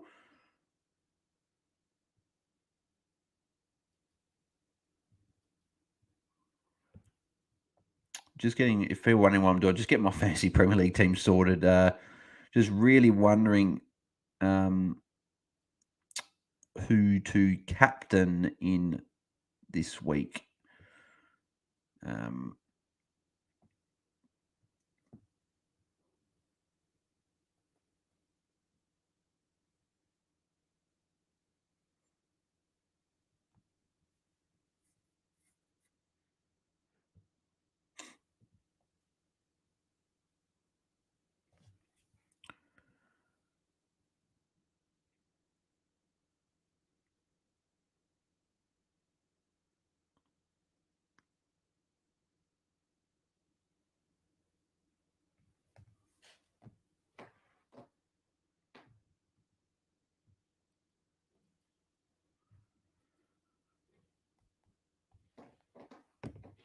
So here we go. 30 seconds. It was into the quarter. So I know Tom Green's already had a kick, which is pretty good.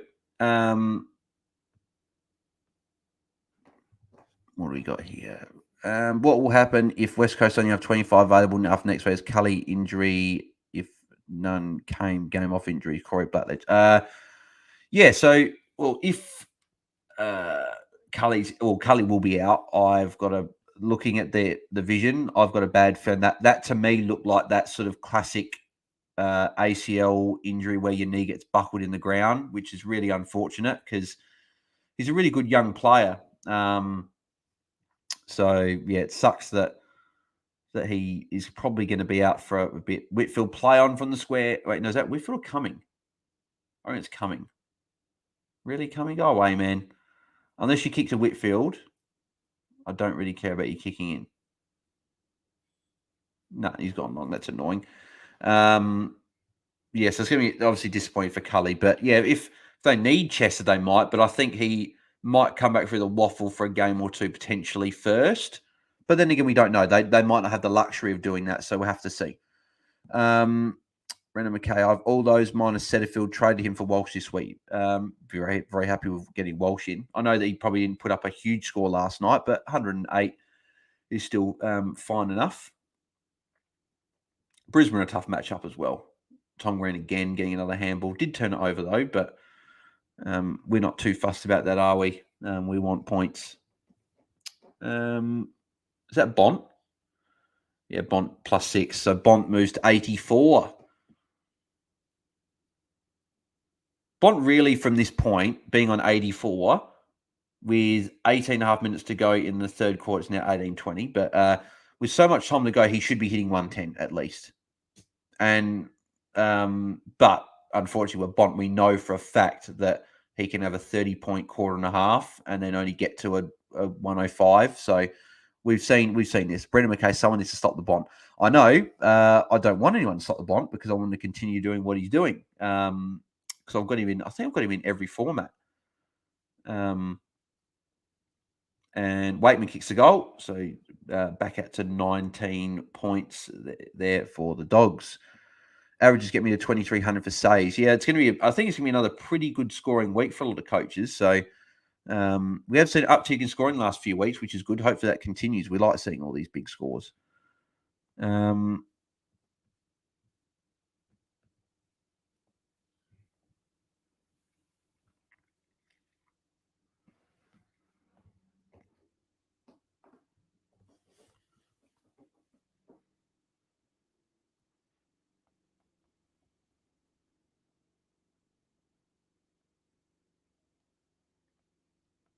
I think I've got a Captain Harlan in Fantasy Premier League. I don't think I can go anything else other than if anyone's a Premier League fan, they know how good Harlan's been this season.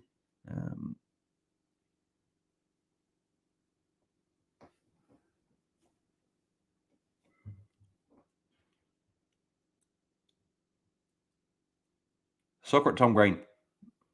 Oh, no, it doesn't matter. He just able to step out. Oh, look at that. The dummy. He's just so good, isn't he, Tom Green? Josh Kelly. I've seen Josh Kelly a bit more in this quarter, which is good. He looks like he might start getting a little bit more of the ball in this quarter so far. So,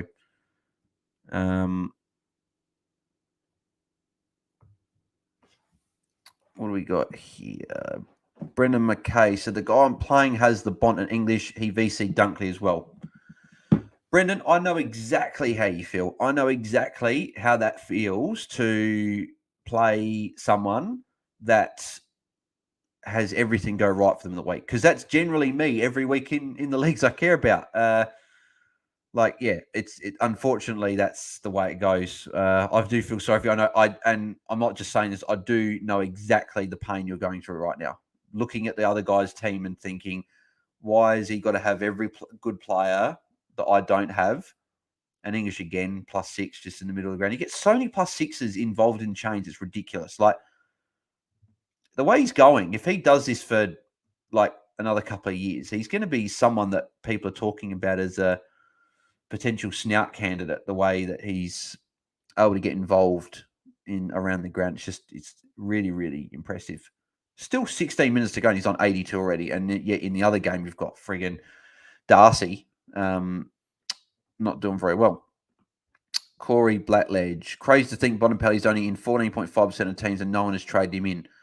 Yeah, no one traded him in, obviously, because he had a 90 last week. A few people traded him the week before because he had that big score. But I think people were just sort of nervous because they've seen Bont in before. He's never really been a 110 guy. But in the current role, does Jonathan kick that? Jonathan's kicked the goal. That's frustrating as a non-owner. He's been solid. He's getting these solid scores.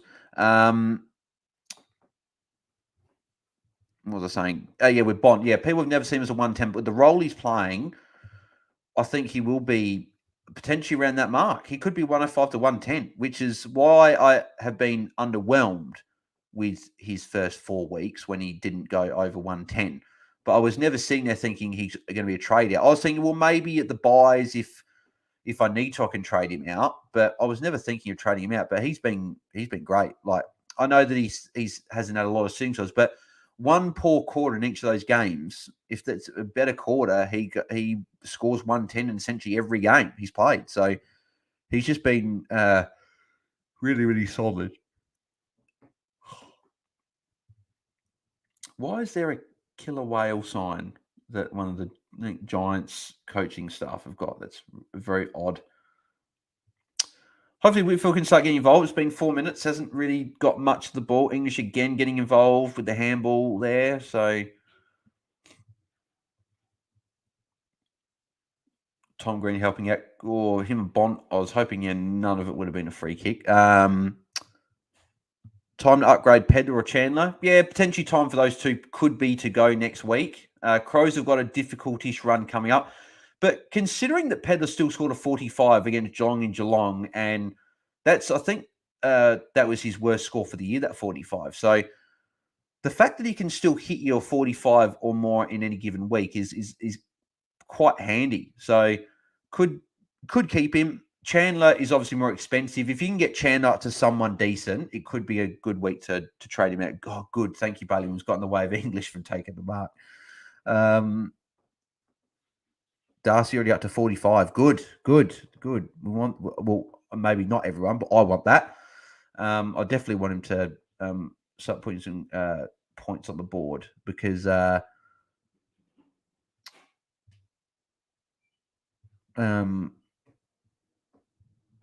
yeah, it's because English is going so well. So I want Darcy to stay as close to English as possible. Brendan McKay, JJ's just a poor man's Jane Hunt. Jane Hunt's been very, very good, hasn't he? That's definitely one I missed. I could have got Jane Hunt over English. Does English get a free kick there? No. Yeah, I could have grabbed him, Jane Hunt over Stocker, but unfortunately I went the other way, but that's okay.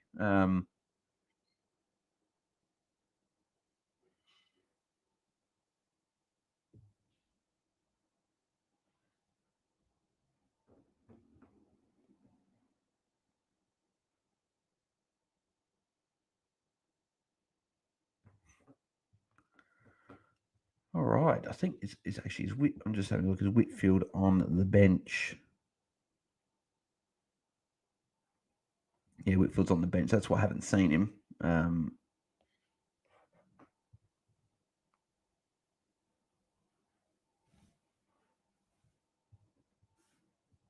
company takes him out there.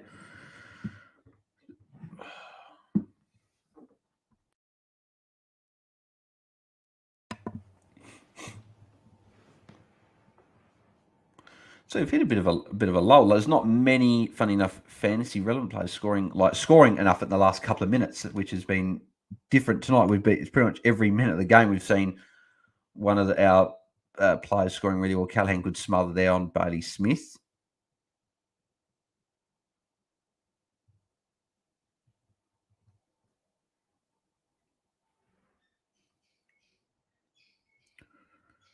Corey Blackledge. I started Hunt as Yo went down. I switched to him and Day. Well, that was obviously very, very handy. Yeah, when Yo was ruled out, I went to Will. I started Will Day, so I was very happy with that. Actually, funny enough, the Yo out at the start of the year caused a lot of havoc with coaches, but actually worked out well for me. Brendan McKay Green with the nutmeg lol. Yeah, I saw that. Would have been good if you picked up the ball.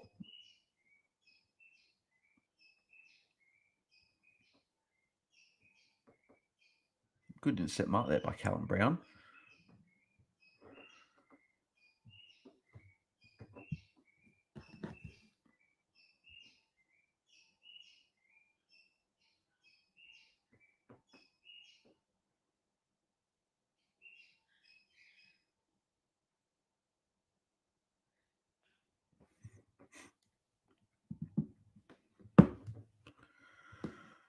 Oh, Hogan. Oh, I hit the post. It's coming back.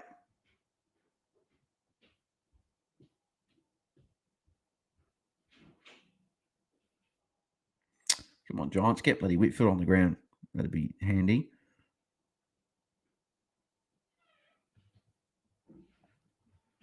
Brendan McKay, Ed Richards would have been a nice pickup starter. Yeah, would have been. He would have been a English, really? Why is every time I look up and I see English, he's getting a mark? Like, come on, man. Stop. This is really frustrating. And he passed it to McRae, who I don't want scoring well.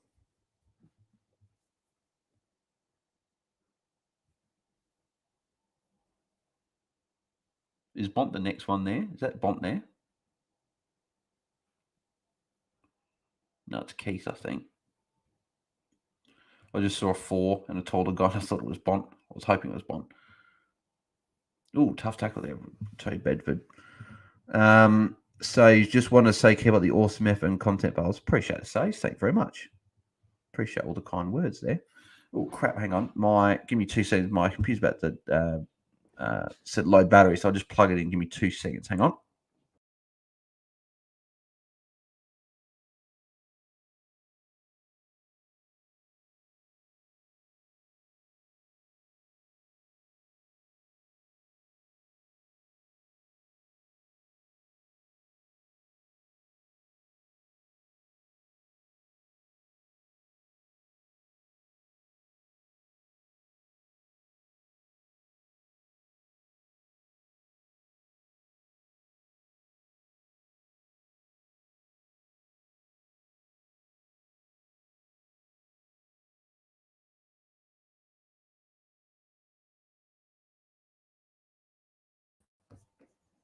Apologies, that guys. Just I had it plugged in my computer. I didn't have it plugged into the wall, so that would help. If I had it plugged in, that would be good. If I did that, but oh well.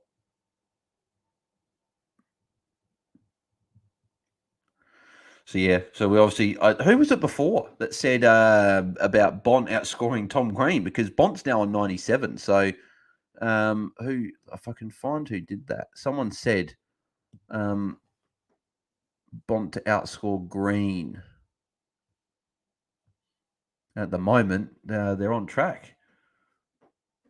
Yeah, Whitfield's still on the bench. Come on, they're doing the switches. Yeah, Whitfield telling people to come off. Bloody, someone go off for him.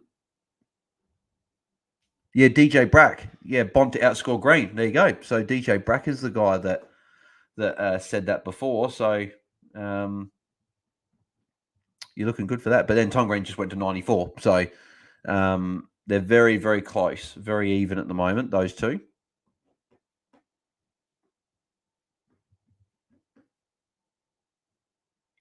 So English is available for the next +6. Please don't go to English. Finally, for once, they didn't go to English. Because normally they always kick to him, because obviously it's just he's such a big target and he marks everything. I'm not sure if Whitfield came back on or not. He's been off for a long. If he didn't come back on, he's been off for a long time. It's already halfway through the quarter. He hasn't scored a point in this quarter yet. So he's been off for a long time. He's back on now, but he was off for about 7-8 minutes, which is really frustrating. Yeah, DJ Bratt both going big. Yes, I know. But you did say you thought Bont would have to score Green. At the moment, you're just in the green at the moment. Well, fun enough, yeah. No, pardon the pun. I just realised that when I said that. Says what sucks is I was going to captain Bont.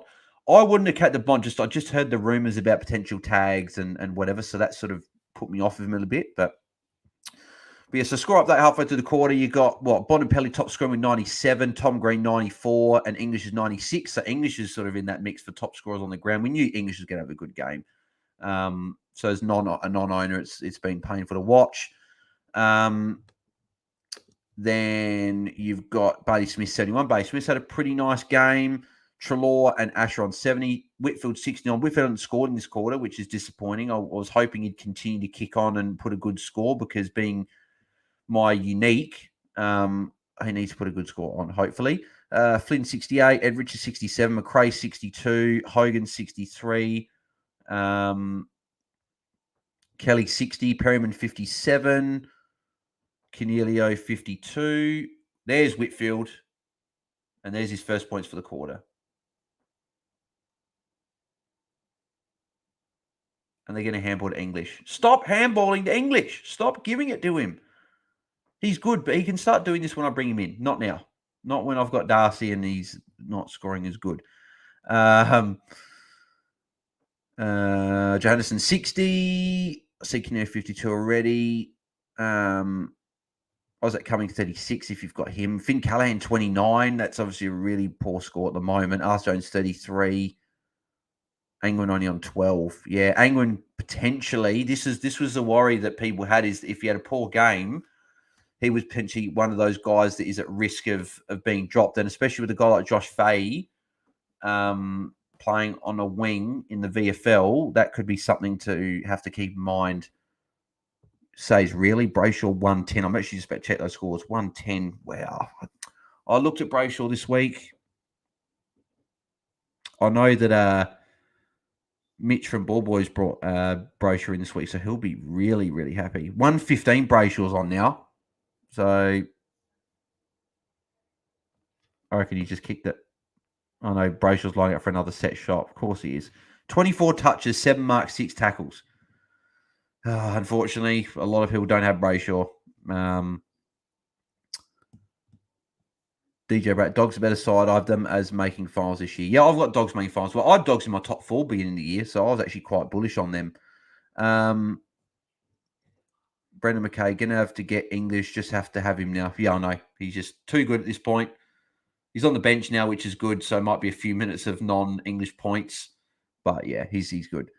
And Brayshaw kicked the goal. So Brayshaw's on 124 points with 10 minutes left in the third quarter. Wow, that's a big miss from me. Could have easily got him this week. I just didn't like his run. Yeah. What can you do?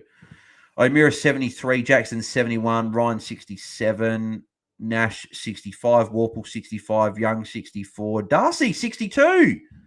So he's had a big quarter so far. Callahan, and he's missed. It's across the face. So Darcy had a big quarter, which is good.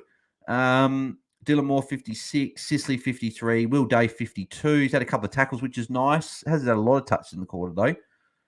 Caleb Sarong 47.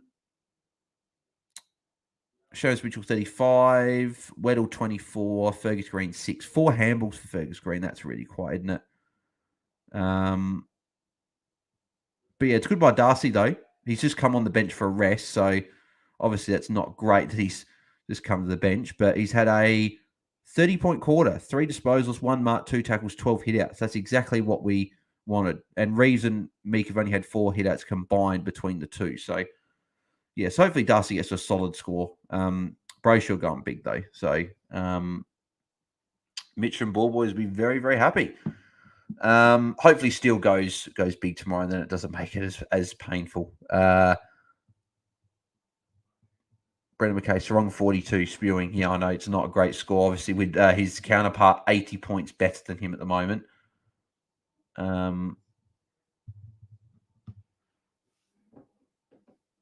I didn't realise Bont's on 97 now.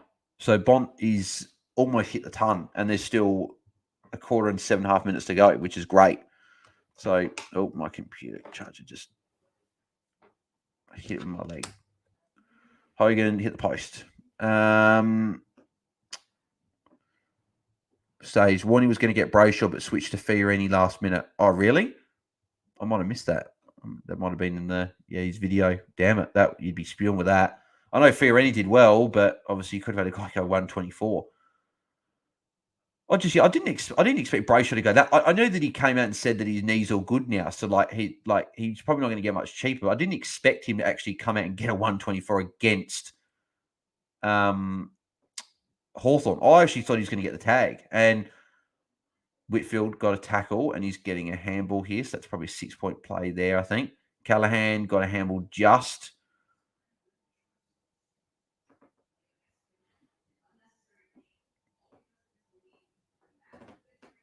No, I said that one from Says. Corey Blackledge, hopefully Darcy gets close to 1. Yeah, I hope so. That'd be pretty good considering he was on 32 at half time. If he can have a 68-point half to get that, I'd be pretty happy. And then if English was to go sub 130, that would make it only a 20 to 30 odd point swing, which would be okay. I'd take that for a week. Oh, Whitfield nearly tackling Norton there. Libba, he's kicked the goal. So Libba's got it. So he'll be over 70 now as well. Chalor is in the hands of Train. Is he injured?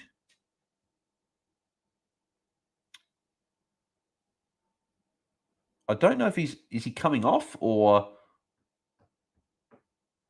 Yeah, Chalor's walking off. That's not good. That could be potentially a... So English is back on, which sucks. Sorry about negativity towards speaking. Yeah, I reckon it's a hamstring or a calf because everyone's sort of getting to him. He's going down the race. Yeah, so Trelawn's taken off to try and get past that Daniel Lloyd tackle, handball stretched, and yeah, I reckon that's a hamstring. Which sucks for Trelaw because unfortunately that's just Trelaw. He gets these soft tissues. Well, Bont came on really quickly. I remember Bont was, as Trelaw was coming off, he sort of high-fived and pat him on the head to obviously Whitfield. Good. The way Whitfield's played tonight, I know Dogs are an easy match, but the way Whitfield's played tonight, this is the Whitfield of old, like the running around the back, getting handballs, getting the +6s, being that main distributor of half back. It's the Whitfield that we've seen. So, yeah, hamstring for Trelaw. Yeah, subbed out. Yeah, unfortunately, which is really unfortunate. It's obviously not great with these players like your Shueys, your Yos, your Prestias, your Trelaws, guys that just can't catch a break. They just keep getting like these injuries. So, yeah. Fergalicious subbed off, says apparently. So there you go. Fergus Green subbed out. Well, he's only had 4 handballs in 3 and a bit quarters. So that's going to be really bad for his cash gen. Obviously, 6 points that I think he got. I think that's what he finished on. So really, really quiet.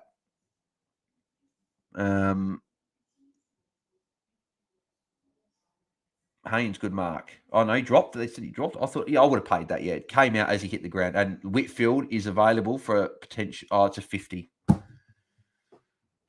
Because the bloody Bulldogs player didn't handball it, give it back to him. That would have been a +6 for Whitfield. He was standing back there for the switch, and they had it on.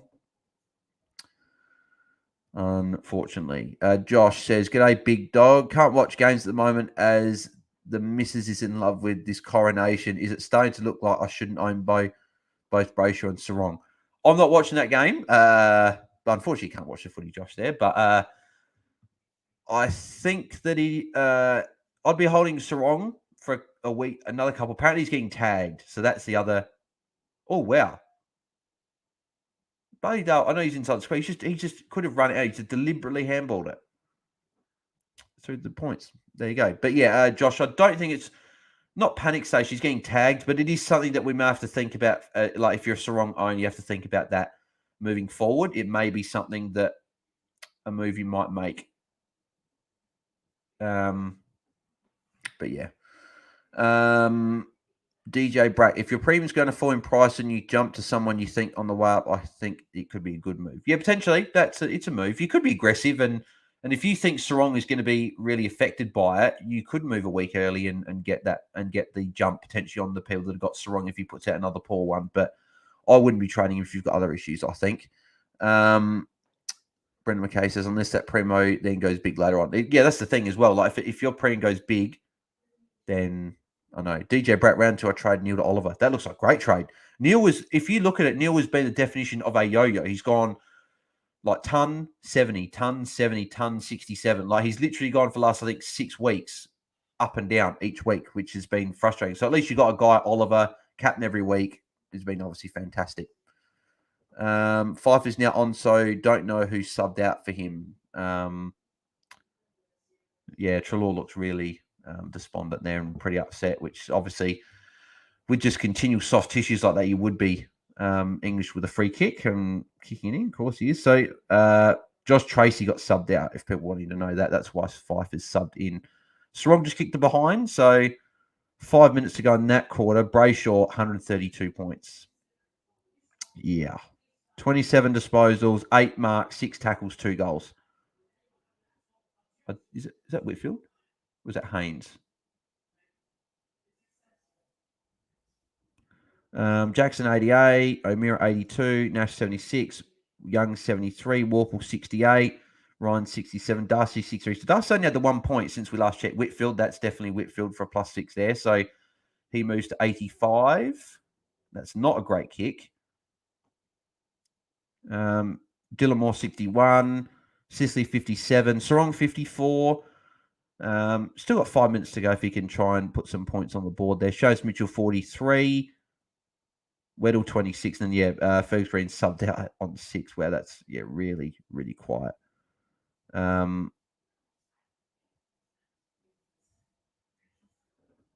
Hopefully Darcy can could put up a maybe if he can get 10 points in the last 5 minutes and get to a 73, that'd be pretty handy. Tim English 109. Oh, damn it.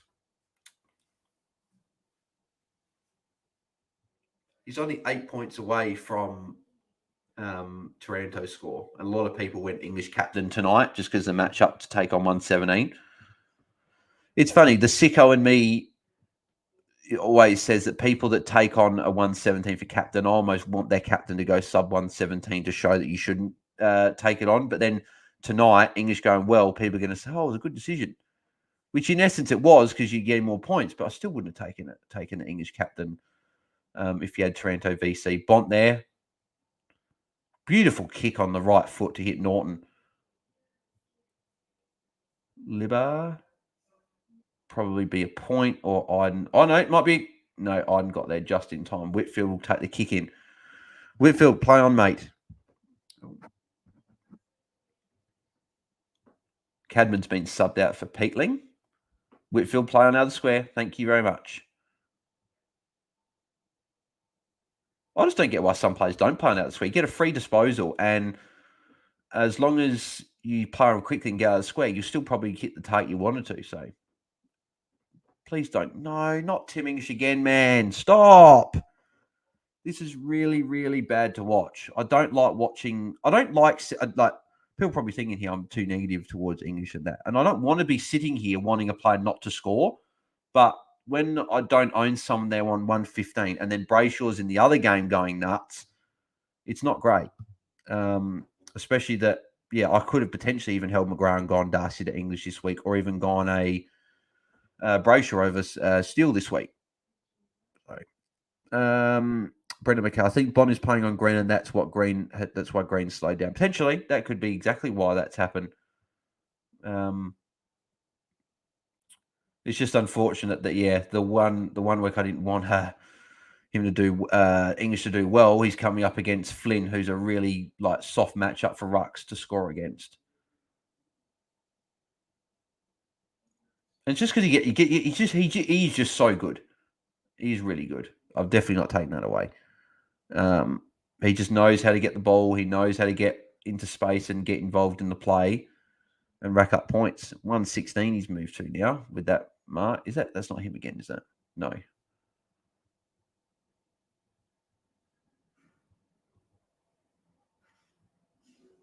You might go back to Johannesson here. Yeah. So Johannesson's now going to move to 69. So he's on track for a pretty solid score, which is a non-owner again, another player that it's funny because the weeks that I have players going well, it seems that the other guys I don't have also go well. So I don't make up that ground. That's sort of why my ranking hasn't quite jumped as high as I would have wanted to over the last couple of weeks, having a good couple of weeks. Whitfield. Oh, is that against Whitfield? That's not a free kick.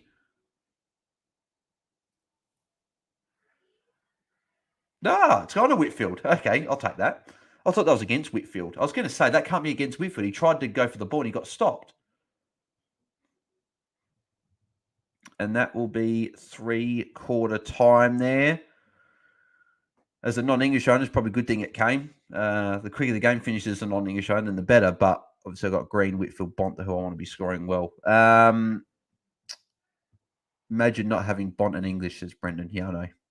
A lot of people won't have both. A lot of people only have one of the two, and then a lot of people won't have either. So we'll go through the scores. So we've got Tim English top scoring for the game now. We were talking about Green and Bont, but Tim English is now top scoring 116. Green 106, Bont 100, Whitfield 92. So solid enough quarter for him, and he looks like he should hit a ton, which will be nice. Bailey Smith, 84, had a good game. Potential option for coaches to consider.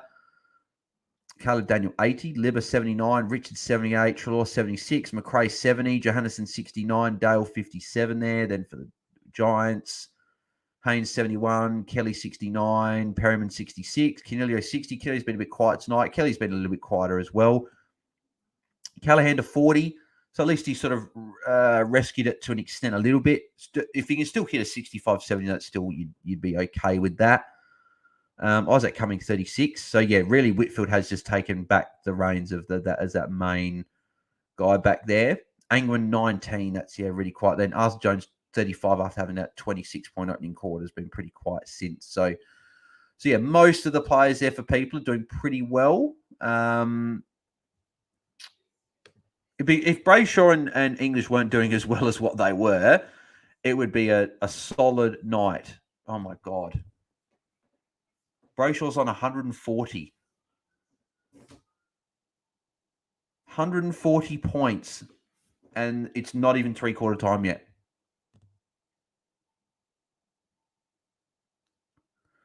Oh, wow. How much would I have saved if I went Brayshaw over? I would have saved like 50-something K.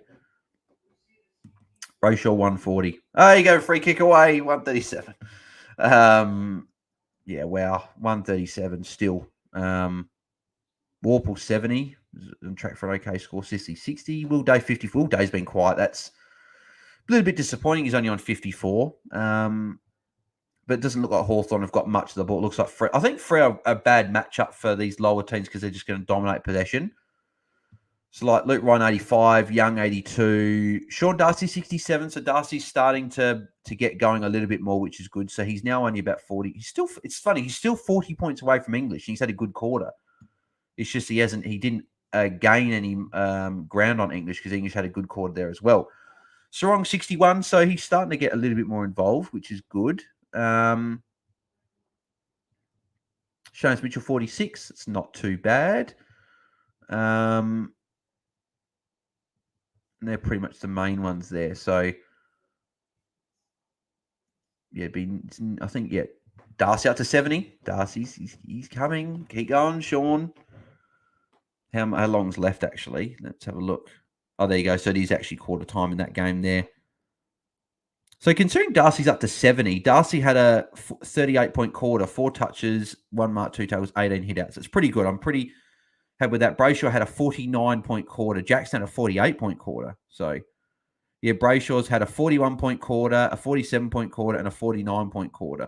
You'd think at this point Hawthorn would put some bloody attention into Brayshaw if he's doing that well, but they just don't seem to do it. So, wow, imagine there'll be someone out there that will have... There'll be someone out there that's got English in their team, Bont and Green in their team, has Brayshaw as in their team that had Dunkley vice captain. There'll be someone that's got that out there this week and having a huge week. At least in this game, my 3 players, Green, Whitfield, and Bont, they're all on track. Well, they've all hit 100 except Whitfield, who's only 8 points away. So you hope that Whitfield can get 8 points in the last quarter to at least get 100. Be good if you can have a 28-point quarter and get a 120. That would be really handy. And then Darcy's on track for his 90. If he has a solid enough quarter, he could get 100 if he has a 30-point quarter.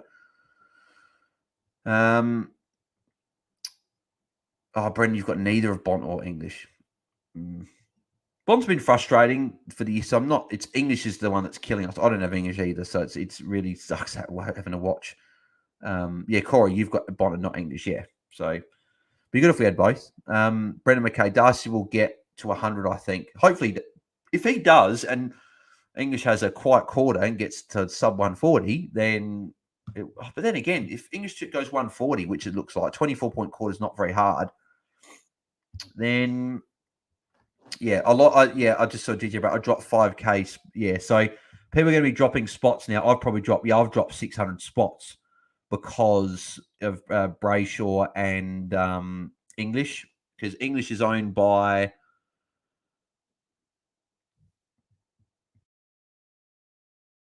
45%. So a lot of people have got him. And then Brayshaw is owned by 31%. So a lot of people have got both of them. So Brayshaw's doing very similar to what Dunkley did, that complete game. And he's on track for somewhere around that score. 884, break-in on 115. Who's he got in his run? He's got Sydney the SCG. He could get tagged there. He's got Geelong, Optus, and Melbourne. So Melbourne's not too bad. Round 12 bye. I think I've still got to wait. I just got to hope that he doesn't go absolutely ballistic. Let me just double check that Mitch did bring in Brayshaw. Yeah, Mitch brought in Brayshaw. Wow, you'd be pretty happy with bringing in Brayshaw for that huge score first up.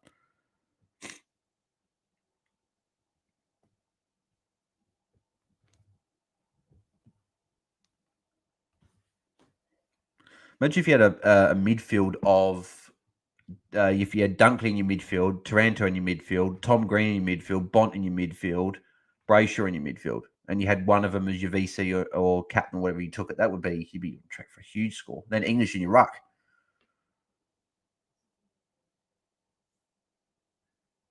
Like English doesn't dominate hitouts, but he's just dominating hitouts. He's up against Himmelberg at the moment, so it doesn't help.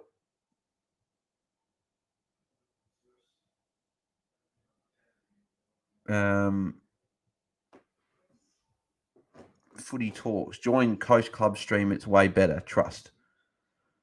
Oh, it could be better. You don't know. If people want to go watch that, they can if they want. But if people want to stay around here, I think that they can if they want. We'll have to see. But yeah. Is that Whitfield? Perfect. 2 points away, Whitfield away from his ton, which would be good. It'd be his first good game for the year because he had 7 kickouts in the. It would be his first real ton of the year because he had 7 kickouts against Essendon and got to his just 100. So yeah. Underscores says overall rank started on 2070, now up to 750. Brought in Will Power McPherson this week in 1600 with Bont, Day, Warple, English, Green, and Johannesson. Oh, wow. Huge week looks like for you so far. Will Power McPherson, really good ins, especially with the round 13 bye. I'm actually looking at Will Power this week, bringing him in. I like what I saw. He had the role. He's got that good buy. He'll make cash. He's still going to be under 650, so I think he's still at an achievable price to go a rookie down, a rookie up. So I'm looking potentially at doing something, like at this early stage, I would be doing something like, maybe Chandler down or even Jinby down. If I can go even Ashcroft, I'd be happy to move on to Ashcroft a little bit earlier. Hopefully you can do Chandler and Jinby. I just don't think I'll be able to do that unless I get Drew and I miss Atkins. But I think I want Atkins because of. But then again, I think I'd rather Will Power at the end of the day. Will Power's probably got better long-term job security. So you might want to do that instead. Underscore. So still got Dacos, Sheasel, Zeeble, Marshall, Gordon, and Rosie. Wow, you're on track for a good score. Underscores, unless you had some carnage like either early today or last night. But it seems like you've risen rank and you still got a fair few players to come. So Bont tackle there. So Bont is moving, which is good. But if Bont can just get 16 more points, be pretty happy. A 120 I'd take it. There you go. Bont kicks. So that'll move into 107, which is nice. I'm just waiting for one more Whitfield disposal. Is it? No, Ash just goes himself. 24-20 last week. Wow. Again, big week last week, and you're on the track for another big week this week. Jack Farnell, I risked not taking Trent VC and glad I trust English with the C. Well, Jack, I'm not happy. I'm not happy that English is going well. It's good for you, though, obviously. But yeah, as an English non-owner, it's hard to watch him put out another very likely 140-plus score, the way it's tracking. I wouldn't mind if the Bulldogs say we got the game wrapped up maybe in 10 minutes' time and they say English will just rest you for the last 10 minutes. Chief Charlie gambled for Atkins. Looks like paid off. Neil disappointing again. Yeah, Neil's been very, very frustrating, as I mentioned just before. He's last 6 weeks, he's literally been ton, sub-ton. And it's not just been a sub-ton like a 90. It's been sub-ton like a 70. And I think got 67. So it was a really poor. So he's been really poor now. I think he needs to. He would be one I'd almost be happy to trade early. Here we go. This Whitfield should hopefully take the kick in. Play on, son, and then you get your ton. Play on. No, he doesn't play. Stop, Whitfield. Stop doing that, man. He goes to Tom Green, though, so at least that he wasn't all bad, but could have been his ton. Imagine if he doesn't score any more points for the rest of the game. He doesn't get that 100. Whitfield is... And Haynes just completely ignores him and switches the other play. Bloody hell. Just waiting for this. Come on. Let's go get it as soon as this happens. Underscore says, do you reckon getting Atkins next week is worth it? Team value of 20 mil with Pedler, Chen, and Jones on the bench. Wow, man, you're really set well. Underscores, you're doing really well. I hope it's fine me just calling you underscores, just because obviously your username it is all just underscores. Is this Whitfield? There it is. Whitfield ton. Finally. First one in 4 since I've owned him in 4 weeks. It's good to have a ton from Whitfield. So in this game, 3 from 3, so which is good. So hopefully Whitfield can go and get a big score now. He's got the 100 now, so that's what I wanted. So hopefully now he can go and get a good score. Please tell me that's a drop mark. I would have paid that. To be fair, I would have given that mark to English. That was really stiff not to pay that. He had a lot of the ball then, and I would have paid it. I would actually, it was down GWS's end. And Tom Green's kicked a goal from 50 on his left foot. He's now moving to 129. So now Tom Green is now the top scorer of the game. Now it's going to be interesting to see who the top scorer of the game is. Is it going to be Green? Is it going to be English? Or is it going to be Bond? But Tom Green's now the highest scorer. So he's on track for he went 136 last week. He's now on track for another huge score. I would say almost the more I'm thinking about it now, the more I probably should take on the Torino VC. But it's already locked in for me because Johnson's my captain, but that's fine. I'm happy to lock in the points and just getting these guys score points for me. Tom Green's been a very good hold for anyone that's held him. That's 129 already. This game has still got 16 minutes to go. And 136 last week. He's definitely repaid the faith for people that held him. He's looking like a completely different player this year. He showed signs, obviously, in the first 5-6 weeks last year he could do this, but he's now gone to another level. There's Bont. He'll move to near 110 now as well. If he actually gets this 110, it'll be his only second score over 110 for the year. Considering how well he's played for the season. But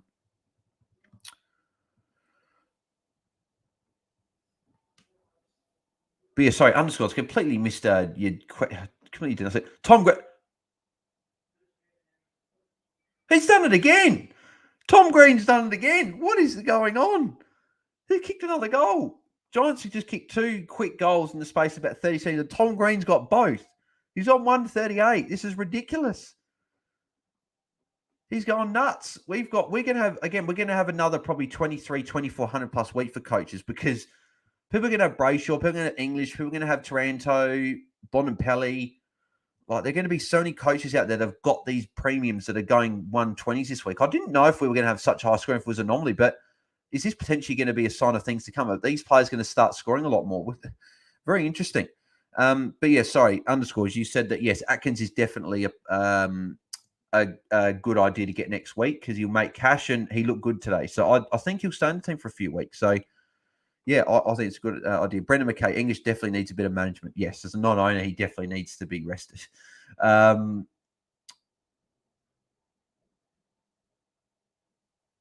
I think I'm trying to think. I think that this potentially, that could be holding the ball against English. I would have played that holding the ball. But then again, that probably makes up for he probably should have had that mark before. Yeah, I don't know if Tom Green, if he's ever gone over 140 in his career. I know he's had a couple of 130s, but I don't know if he's gone over 140. And I definitely know he hasn't gone over 150. So potentially he could have his career high score here. I don't know if this already is his career high score. It might be already. Someone let me know if they do know that. Because it very well could be. Bond just slams it away. I think Whitfield's off, which I don't mind. The fact he's already got his ton, he's going off. He'll come back on. Chief Charlie, who is looking like something to get rid of? I've got Jinby Neal and then Wilmot McVie, also Van Room, doubt he should go. Well, it depends. Obviously, we just don't know if there's a suspension potentially for Van Ruin. I don't think there will be, but it just depends. I don't know how they're going to interpret that. I don't know if they are going to suspend him for that hit. I don't know. Like, he was watching the ball. Then he took his eyes off the ball. I don't know. It's hard. I don't know if he'll get suspended. But if he does, then he could go. But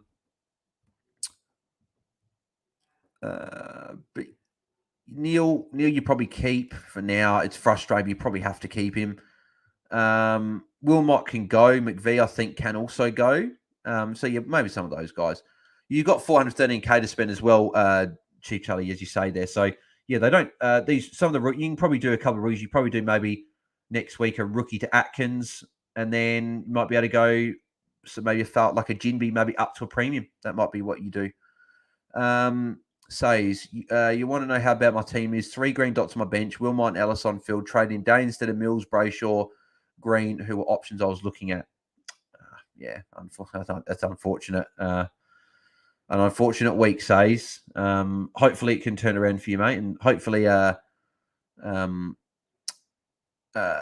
would say hopefully we'll put a good score, but I don't know if he's doing too well or not. We'll have a look at the scores in a sec. But Corey Blackledge, I have 4 players tomorrow. Gordon Noble. Interesting. You got John Noble. Marshall and Sheasel captain. Okay. I hope Sheasel does well for you because I'd like to see Sheasel go well with people got him as captain. That'd be pretty cool. Green nearly 140, but Green did just pass 140 with a kick before. So yeah, Green, I think that's his first time ever. Over 140. Chief Charlie nearly picked Brayshaw. FFS, we all know what that means, but decided to hold out as his break-in was high and unlikely. I don't know if his break was unlikely because we know his ceiling, but I didn't think he would go humongous and make it like a point where we might actually have to if we want him, we might have to jump on him. It might be that case of if you want him, you've got to go get him now because he's going to go up in price. So yeah, as a non-owner, I could have been an owner this week, but that's okay. I'm getting Steele. I'm still going to be happy with Steele, so I can't do much about it. And we can't do much about it, unfortunately. Underscores, overall rank now to 640. Yeah, I think, mate, I don't know, mate. Well, English hasn't had like a huge quarter so far, but then again, he still is on 129. So it's not like he's had a bad quarter. That's why last week I thought English was quite quiet and very poor and still got 99. So that sort of gives me a lot of confidence in just him every week.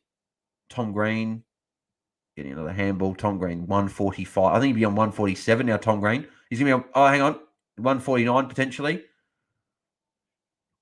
He's just racking up possessions at the moment, and English is also now just racking up possessions. So, bang, coming straight through into McNeil. It's only 10 points now. That got a bit lost with all these high scores, but it's only 10 points now. And with no Toby Green for GWS, they're right back in it. Don't let English get disposal. Good. What do we got here? Jared, g'day, Bale. Sorry a bit late to the stream tonight. Didn't get notification. That's all good. That's all right. YouTube stuff it up. But that's okay. It's all good, mate. It's good that you're here, and better late than never, as I always say. Tom Green, that's his 150, I reckon. Once they add the points on the site. Canelio, missed it. Yeah, I reckon that's 150 for Tom Green. I reckon he raised the bat. Underscores. I think the main thing that gets you high ranked is the mid-price pods. I got Hunt, Warple, Callan Power. I don't know who Few is, or Johannesson a few weeks ago. Okay. Yeah, so you got a few of them there. And obviously, Fiorini getting an 80 odd, which is solid enough. And for me, Whitfield is not really a mid-price. He's an underpriced premium in a way, but hasn't been that great. But him going 100 tonight is going to be pretty good because people may not have someone like that there. It might be someone else. So, yeah, okay, Tom Green 148. So hasn't got his 150 yet. Josh Kelly. Josh Kelly's moved to 81. So still could get his 100. Still got time to get his 100 for Josh Kelly. Chief Charlie, you got Atkins now. Yeah, got Atkins now for Philippou, just stuck on who to spend the cash on. Well, I've been a big fan of Steele all week, and that's why I'm grabbing Steele this week. I'm going and getting him. So he's a good option. You could go early on Mills. I think that he'll play more midfield, but I'd still prefer to wait a week. I wouldn't part for Merritt at this point. He's got the round 12, round 14 bye as well, which could be tricky for coaches, but he's dropping, I think. No one from Port, unless you don't have Rosie, then he could be an option. You could realistically get Butters, but I think he's more of an 80s guy than what he's shown at the moment, so I'm not as keen anymore. Sydney Collingwood, no one from really Sydney besides, as I said, maybe Mills if you want to go early. If you don't have Gordon, he's also a potential option. Collingwood, if you don't have Dacos, it's obviously you could look at him, but I wouldn't get him this week with a potential tag or likely tag. And then the final game, North Melbourne and St Kilda. Yeah, it's pretty much Jack Steele. If you can get him, Chief Charlie, that would be my pick. If you can get him, Tom Green missed the tackle. He wasn't happy about it either. Chief Charlie really missed out on Dunkley. Had him before and got Cameron now. He got 172. Yeah, unfortunate. Unfortunately, that's why we say you don't like. I wouldn't have traded Dunkley, even though if he was poor, he's still a top 6 forward. But yeah, it's unfortunate. So, Brendan McKay, what's your score, Bales? I've got 7 left after today as well. Yes, I'll have a look after the game, Brendan, because then I'll be able to sort of look at it a bit better. Someone injured there? Don't know who that is. Someone's potentially injured. Oh, Himmelberg missed Whitfield with the handball. He reacted way too quickly. Corey Blackledge, is Tom Green a good captain option against Collingwood? Well, I think after his last 2 weeks, you have to say yes. I think he'll probably bully Collingwood's midfield in a way. He's just going to be too big and too strong. Collingwood don't tag either. I'm just having a look at when they play. Could he be a VC option? So you got Richmond, Geelong, West Coast, Gold Coast. I don't know. Unless you got Anderson, probably not anyone there at VC. Stewart, if you wanted to go there, I don't know if I'd go there with Stewart for a VC. So when does St Kilda play? Because Heath is there. So no, so they actually played the last game. So it wouldn't be a VC. So potential captain option, yeah, he would have to be. His form is as good as anyone. So yeah, I would say yes. In a tough matchup. But then again, Bulldogs are known for being tough for mids to score against. But Tom Green's just done his thing and done really well. So says I'm trading Sarong to Mills and Wilmot to pass the next week rage trades. You definitely can do rage trades. I just wouldn't trade Sarong at this moment. But yeah, you can definitely do it as rage trades. Send a message. Corey Blackledge, last game around next week. Yeah, unfortunately. Day's up 77. JJ 78 needs some clutch points in the last 10 minutes. Well, it's good to see Day's actually got some points, which is good, and he's improved a little bit. We'll go quickly through the scores here just while it's halfway through the quarter, essentially. So Tom Green, 148, top scoring, obviously going huge. English, 134. Bont, 112. Whitfield, 101. Buddy Smith, 100. They're the guys that hit the ton already. Josh Kelly, 87, working his way to his ton. Libber, 98. Johannesson, 78. McRae, 73. Canelio, 79. Perryman, 72. Callahan's up to 67 now. Callahan's had a good quarter, so he's actually going to get himself potentially to a 75-80 the way it's going. So Arthur Jones only 38. Obviously, we said he was quite after those couple of goals. So yeah, so everyone's doing pretty well, which is good. And we'll quickly, I won't put it on the screen just because then I'll keep the graphic like it is up on here. I'll quickly have a look at the scores in the other game. Really, as long as Darcy's hopefully up to 85, 90, that'd be pretty good. Free are up by 52, so Free look like they're going to get a good win. Broshaw 145. He's only had 8 points in the last quarter, so he's slowed down a little bit, which is handy in a way, but still you'd be happy with that. English has taken another mark, so English has now got a 140. Really frustrating. He's so good, and it's so it's like like watching Dacos not being an owner. I'm almost just got to bite the bullet and just bring him in, so then I don't have any guys I'm really sort of unhappy with not owning. Luke Jackson up to 111. Hayden Young 96. People with Hayden Young will be pretty happy. So this will be back-to-back good weeks for him.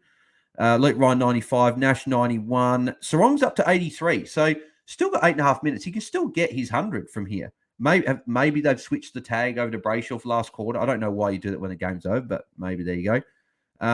Will Dart to 79, as we mentioned. Darcy only had 4 points in the quarter. So, of course, he has a big third quarter, give hope that he might get his 100, but he now still needs 26 points in the last bit to get that. Looks like Angren's copped a bit of a knock as well. He's off there. Warple 75. Warple slowed down a little bit. Tom Green having a well-deserved rest. Dylan Moore 75. Sicily 68. Shows Mitchell 49. Weddle's come back a little bit. He's on 46 now. He had a quiet first half, but he's been pretty good since then.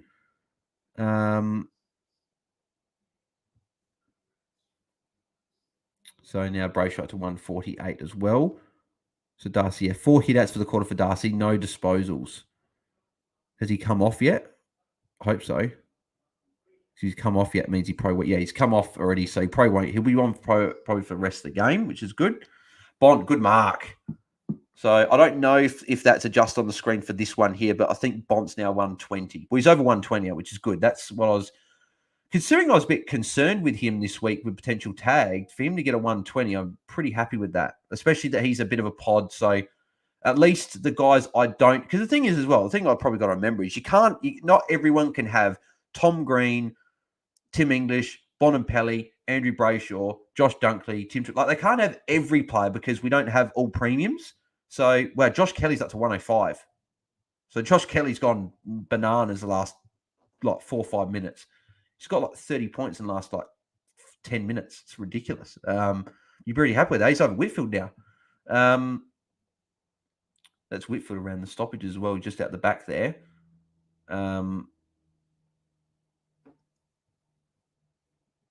Corey Blackledge. So it looks like a VC of Oliver against Hawks and Green for me next week. Who's Laird? Laird's got Saints, so Laird is definitely going to be in my conversation. Again, this is very early, so this will be obviously don't know too much of exactly what I'll be doing with captaincy wise. Is English on the bench? At least we get a few minutes of non-English point scoring. He's gone nuts before that. He'll come back on though because there's only 6 minutes left and it's a pretty close game, so he will come back on. So just quickly looking at next week. So I've got Stu against Richmond. I think he'll go quite well in that. Richmond, we know, give up lots of points. Look at what Gold Coast did last week. He could be a cheeky VC in the first game just to see what he could do. But, North Melbourne got Port. Tough matchup for Sheasels and that. Hawthorn Melbourne. So, yeah, Oliver's, your Petrarcas will probably go quite well. Is that Whitfield taking the kick in? Looks like he'll play on as well, which is good. Good stuff, Whitfield. That's 110 for him now. So I think so, unless they added that kick already, unless I'm behind 10 or so seconds. Where Norton, good mark. This could put a good bit amount of breathing space for the Dogs. So, yeah, your Oliver's, Petrarcas, and that against Hawthorn will be pretty good. But I think Nash will tag Oliver. That would be the one thing. And I think that will happen because they did it last year and it worked. So I think that will happen. But then again, McGuinness tagged Dawson last year and it worked, and they didn't do it this year. Brisbane have got Essendon. Dunkley is a shout now after seeing what he did. It is at the Gabbard, not a Marvel, but he's a shout that he could be someone you look at. If you had Doherty against the Dogs at Marvel could be an option. So Laird can't actually be my VC or my captain. So it's pretty much going to be Laird or Green. So that would be where I'd be going. I'll probably back Laird in. Just he's my boy, so I'll probably back him in. But yeah, so looking at that, I'm probably someone like Dunkley, maybe Dunkley into Laird or something like that, or into Green. One of those two. Says me watching my ranking, and then all the signs are going down.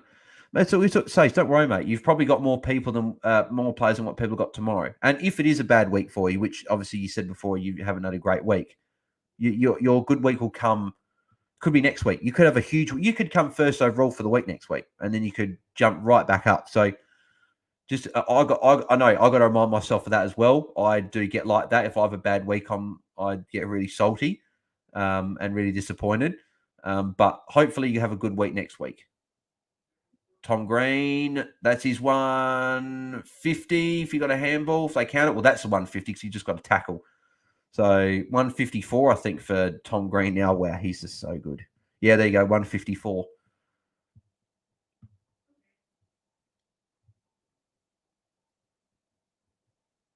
Himmelberg. So Whitfield's 114. If Whitfield could take one more +6, then that would be perfect. 4.5 minutes to go. If he can get a couple more disposals, get 120, that would be really like a real bonus for me. Good, English is back on. Great. It is raining, so maybe Whitfield won't have the chance to really get many of these easier disposals. Maybe if Bulldogs kick a couple of behinds, maybe might get kickouts, but Arthur Jones, I don't think he's got anything forward. But he's kicked to Norton, though. It's a good kick. It came off a little bit of the side of the boot, but Brendan McKay, Green's on my bench. I really hope, Brendan, that you're saying Green's on your bench and he's the emergency to take the captain score. I really hope you haven't put Green on your bench and it's costing you. I really hope not. Corey Butledge, Cogs and Kelly look like getting tons. Yeah, well, actually, Cogs I don't think will get there. He's got to get 19 points in 3.5 minutes. He could. You never know. But, okay, sorry. You mean Green's on the... okay. Oh, yeah, sorry, Brendan. Yeah, sorry, he's your captain, yeah. Sorry, I misread that wrong. Apologies, mate. You're very, very happy with Green captain, that's for sure. You're not losing anything on the Dunkley owners, so... And you're gaining 40-odd points on guys like me that took Taranto. So who would have thought that would be a bad decision, taking 117 to VC? But I don't think Cogs will get there, Corey. But look, Josh Kelly obviously has already got his ton, but you might have sent that. Oh, you sent a minute ago. So underscores looking at Jezza or Anderson next week, mainly for the buys, but also Guns and great fixture. Yeah, I actually didn't think about Jeremy Cameron with the buy. I just don't know if I could trade into him because he's so expensive. Anderson is a good potential guy to bring in. I'm looking at guys like Will Power. That's a guy I would look at. McPherson, for me, is going to be too expensive for me to look at. He'll be over like 760, so it's just not really... Okay, Whitfield, what's that, 116? He's a tackle away or 2 handballs or a couple more touches. He's close. Tom Green again with a kick. Could Tom Green get 160? He's on 157 and English is taking a mark. English is going to get 150 as well. So it's funny, I can sit here and I'm happy with my 3 players, but at the same point, I'm like, well, people might have all 4 of the players that have gone big tonight. And it's just gone over Bont's head. That could have been a 134. This is every time Giants and Dogs play, it just seems to be an absolute points fest. Whitfield, yes! He's got the 120. That's good. So I'll take that. He's only 30 points off of English, so I'm not actually losing out on much. Callahan. So that'll be Callahan over 70 now as well. So Callahan's got himself to an okay score. Johannesson's so much. He'll be on 84 now. So he's a solid enough score as well. So says the problem with my team is I have no players who go big. No English, Green, Oliver, Anderson. I can't cope with this game. Oh, and they just kicked it back to Johannesson. So Johannesson's now 90. So he would have been a really good option to bring in. I could have gone and potentially Cowan to him this week and kept McGrath, but I'm really glad I'm not going to have McGrath. I guarantee you McGrath will go 110 tomorrow because I'm getting rid of him. It's just going to happen. I know it. He's frustrated me all year. I trade him. He'll go big finally. DJ Brett, Friday night vice captain seemed to be the GOAT. At the last couple of weeks, they have been, 100%. It's just, you got Noah Anderson. If anyone's got him, would be a great VC next week. He'll be the guy that a lot of people will go VC if you've got him against West Coast. That'd be a good matchup. Who, if I was to go something, Stewart is a potential play for me as a VC if I wanted to go different. Whitfield's going to get another +6 here. Wow, Whitfield's gone. This is vintage Whitfield. This is the 120s that when he averaged over 100. Again, and he's just kicked it to Tom Green. Tom Green 160. This is an insanely high scoring game. Like for such a close game, you're going to have a 160 from Tom Green, a 150 from English, I don't know if it's a 130 for Bont because this hasn't updated yet. A 120 for Whitfield. This is ridiculous with the scoring. And then Brayshaw in the other game. That's right. Underscores. Yeah, you got Powell McPherson, of course. Yeah. Sorry, I was talking. My team. I won't bring in McPherson. I just think he's probably too expensive for me now. But yeah, Powell and McPherson were very good, so you'd be very happy with that underscores. Let's go. Have your Henderson got him for 480k, so it's good.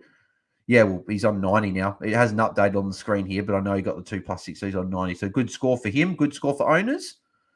Corey Blackledge. I said that comment with 9 minutes to go in the quarter. That's why I thought that Cogs. Oh, okay. Sorry. Yeah, it just didn't come through. There you go. Bont's near 130. Whitfield's near 130. Haynes on 112. There's a lot of hundreds, a lot of big hundreds. English is, 149. He'll probably get the hit out here and get 150. Bont, if he can get one more touch. Perfect scenario in the last 40 seconds. Whitfield gets a kick. Bont gets a point. Either a free kick, a handball, something. That'd be the perfect to get the two 130s there and then have them. That would be really handy. Whitfield gets a kick, so Whitfield will get his 130. So that's good. We just need Bont. If Bont can get one disposal, that'd be really handy.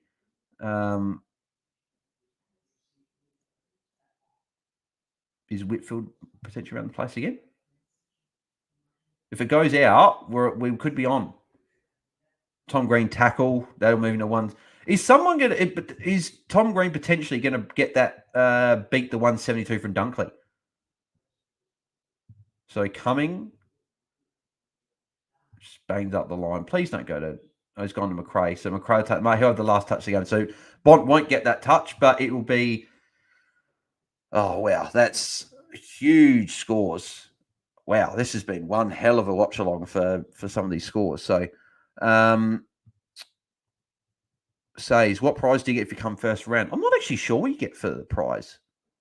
I don't know. Says because I can't win a hat. Mate, don't get too down. Still plenty of the season to go. You still got time to get back in hat territory. I was ranked outside 10K 2 weeks ago. Now I'm inside, and with a couple of my pods going big this week, I could rise. But obviously with English and Brayshaw going big, it might negate me moving up as much as what I would have.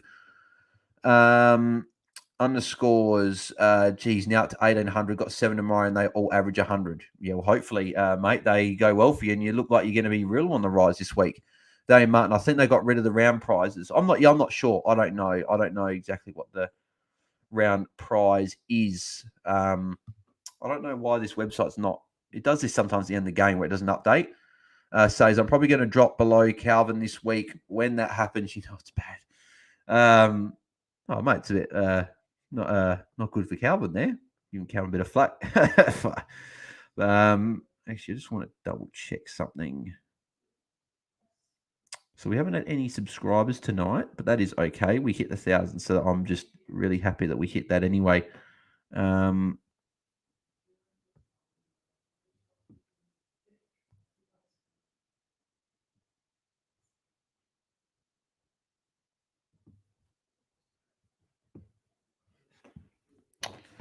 just hoping that these scores update so then we can have a quick look at them here. Hopefully, if I refresh the page, will that help? Doesn't look like it. Well, we'll have a look at the scores anyway on my phone. If the site's maybe not updating, maybe they've got too many points. Maybe it's because there's too many points they can't calculate how many points they've had. So let's have a look at the scores from tonight. So there you go. So Tom Green, 166. He had 38 disposals, 6 marks, 8 tackles, 3 goals, 1. Ridiculous. So big. English 150, got there, 23 disposals, 10 marks, 6 tackles, 39 hitouts. He just dominated pretty much, just as simple as that. Whitfield 130, so obviously happy to have him as a unique. 31 disposals, 10 marks, 4 tackles. Had the triple-double of 21 kicks, 10 handballs, 10 marks, so that's good. Bont 129, 32 disposals.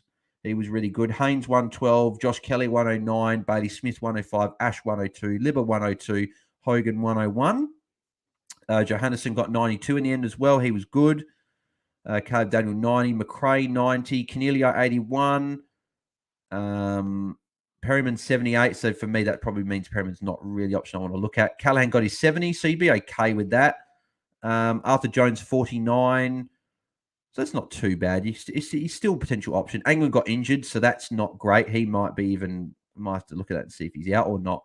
But yeah, so that will be something to watch. Maybe Faye gets a debut next week. So just having a look. So didn't anyone score any goals in the last quarter? So let's have a look at this game. Brayshaw 155. So he had a quiet last quarter, but still 150. You're not complaining with that. Jackson 118, O'Meara 103, Luke Ryan 102, Hayden Young 102, Morrison 102, Nash 97, Sarong 93, Erasmus 89. Oh, no. Will Day 85. That's okay. Didn't have the tails and marks, but that's fine. Dillamore 82. Wow. Sean Darcy 76. He had a 6-point quarter in the final quarter. He had 1 handball and 4 hitouts. What the hell happened? Did they not update hitouts or something? It says here the hitouts for the quarter: 4 hitouts for Freo, 3 hitouts for Hawthorn. 4 hitouts for Darcy, 3 for Rees, 3 for Meek, 2 for Jackson. Surely they've got that wrong. I wouldn't imagine that there would only be 7, 10, 12 hitouts for the quarter. Especially when Freo kicked 4 goals there. There was 2 goals for them, and I wouldn't imagine that there would have been just complete shitmuck for the whole last quarter. So, yeah, I would hope to imagine that that's wrong and they might have missed some in the last quarter. But, yeah, who else is here as well? Dillamore 82, Warple 78. Bit quiet, obviously, but obviously the marks and tackles weren't there. Sicily only got 70, so he's been pretty disappointing now last couple of weeks. Or I don't know can't remember if he's good last week. Shaz Mitchell 54, Weddle 46. And then Fife got 38 points. Did Fife only play the last quarter? No, he played the last quarter in a bit. So, yeah, some huge scores tonight. Obviously, we've got plenty of big scores. Obviously, Whitfield going big for me is obviously fantastic, but it doesn't sort of help with the fact that English and Brayshaw, I didn't have either, and both of them went big. So that will probably negate the Whitfield thing. It means that I probably won't maybe drop as much ground as some of the coaches that didn't have both. But yeah, what have we got here? Corey Butler jumped 17-12 with 4 left. Hopefully get a 22-2300 score. Hopefully Darcy instead of English has cost me. Yeah, it would have, unfortunately, all of us that have got Darcy over English, that's cost us a lot of points this week. I didn't think it would, knowing my luck now, still probably go and get a 110. McGrath will probably go and get an 80, which means that'll only cost me 30. Who would have thought that English and Darcy would have cost me that much? So I'm currently on 1595, and I've got 1, 2, 3, 4, 5, 6, 7. I've got 7 left with 1595. So I'm on track for, it's 2300. I thought maybe it'd be a bit higher with all the 160s and stuff, but maybe not. 1, 2, 3, 4, 5, 6, 7. Yeah, 7. So, it could be passing me 2300 again this week. They're going to be people that score really big. Tony Ford, Green's now the highest averaging mid. Really? Is he really? I want to have a look at the highest averaging players at the moment. So you've got Tom Green, now average of 120. Wow. And Oliver's with 119. So he does. Yeah. Wow. That's huge. People that don't have him, he's 897 priced with that 166. He's now going to be probably 940 next week, somewhere around there. And he's going to be really hard for non-owners to get to now. And with a pretty solid enough run before the bye, he's going to be pretty hard to get in. So, at least I've got him. So, but yeah, so on track for a good score, which is nice. It says where'd that go? It says round prize is $100, AFL star voucher and a football. Yeah, so probably not much, which is it probably could be like $1,000. Like, it's got to be something decent. You still scored the highest amount out of over 150,000 people. So DJ Brett Ruttman scores 150 in the wet. Yeah, I know. They're good. And Speaker knows a pretty good one. He's speaking English this year, so he's doing very, very well. Joel Bradley, why did I trade Neil in this week? Oh, no, I thought Neil has been a target I've kept an eye on, but now I've completely crossed him off. He's just been way too inconsistent like this year. Brisbane aren't really obviously conducive to good fantasy scoring so far. Dunkley went big on the weekend, but he did have a really, really good game. So I said that if Sarong got 100 plus, he would have the privilege to stay in the Brisbane Bloods fantasy team, and he got 93. So see you, mate. I would be keeping. I would be keeping him. Chief Charlie, I don't think they updated the Freo game because I kept checking, wasn't looking like they were updating unless it was a scrappy last quarter. Yeah, I'm interested to see if they're the scores or not, because it just seems weird that Darcy only had 4 hitouts in a quarter, and then you think if one guy had 4, then the other guy would get 10. Like, it wouldn't have been chip marked for the whole quarter. Otherwise, we would have seen some huge scores. So I reckon that something's happened there, and they haven't updated something. Well, I'm hoping they haven't anyway. So hopefully Darcy has ended up getting to a 100 or something, and he's actually had a decent last quarter. So Brendan McKay said Sarong got 23 in the last quarter, so it looks right. I'm on 15.57 with 7 to go. All premiums. Yes, good. So on track for a good score there, Brendan, especially with Tom Green's captain. So Harry Thomas, I had Tom Green captain, mate. Fantastic. It's always good to see your captain go big. My captain didn't go as big, but a lot of people would have taken Taranto. So anyone that had Tom Green, Tim English, Josh Dunkley captain this week are going to make a bit of ground because they're going to get that extra little bump of points. Damien Martin, 1,600 with Dacos, Sheasel, Setters, Butters. Hang on, Dacos, Sheasel, Setters, Butters, Marshall, Rosie, Gordon left. So, yeah, so you're 5 points ahead of me, Damien, I think. Based on, 1,595, I've got 7 left as well. So we've got the same left. You're 5 points ahead of me. We've both got Dacos, both got Sheasel, both got Marshall, both got Rosie, both got Gordon. The only differences is I've got Zeeble and Steele, and you've got Setterfield and Butters. So we'll see. We'll be very, very close, I think, Damien there. Underscores. Overall rank now 557 guys. Wait. Is that... underscore. Have you got 7 players left and you're on 1805? Let me know if that's the case. If that's the case, that's huge. Wow, you're 2,500. You're on track for. If all you guys go and get hundreds. Tony Ford, 1775 with 7 to come. Far out, Tony, mate. I know you had a poor week. I can't remember if it was last week before, but mate, you're on track for a huge one as well. See, I thought Whitfield was good, but I'm missing out on all the points.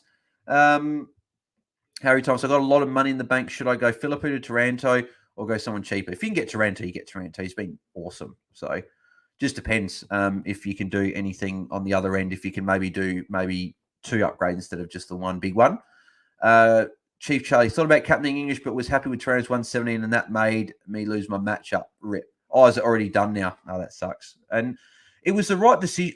I still think it was the right decision to bank 117. Part of me is glad that I actually locked it in, because if I was sort of tossing and turning and I was debating whether it'd be tomorrow, I probably would have taken it on, knowing me, and then still would have gone a lot worse. But I'm glad that I took it. I still think it was the right decision to get 117, lock it in, but yeah. Says, I got to head off. See you, Bales. Mate, Says, appreciate you tuning in. Brendan McCallum, out, Bales. Good work and good luck. Thanks, Brendan. Appreciate you tuning in. I'll be tuning out as well. I'm just literally going through the last couple of comments here. Joel Bradley, I'm barely going to crack 2K this week after 2,400 last week. Oh, how the mighty have fallen. Yeah. Unfortunately, that's how fantasy works. So I know exactly how that feels. You have a good week, bad week, good week, bad week. So, underscores, yeah, killing it. 1,800. Wow. How I'd love to be in that position. I'm nearly 200 points behind you and Tony at the moment. So, Joel Bradley, that's cooked. I know. It's ridiculous. DJ Brack, Jackson scored 118 day, taking Darcy points. Yeah, I still think Darcy had the most CBAs, though. So, but yeah, that's still a play for me next week. I'm still considering Darcy to English because I'm missing out on all these points every week, and it works for my buys. But then again, I think it won't be. I think it'll be the week after next. I have to do it. I think I've got to wait one more. I've got to get on another Gold Coast player potentially or 2. Joel Bradley, I now see why I've got 10K ranks already. Yeah, I know. I thought I was having a pretty good week.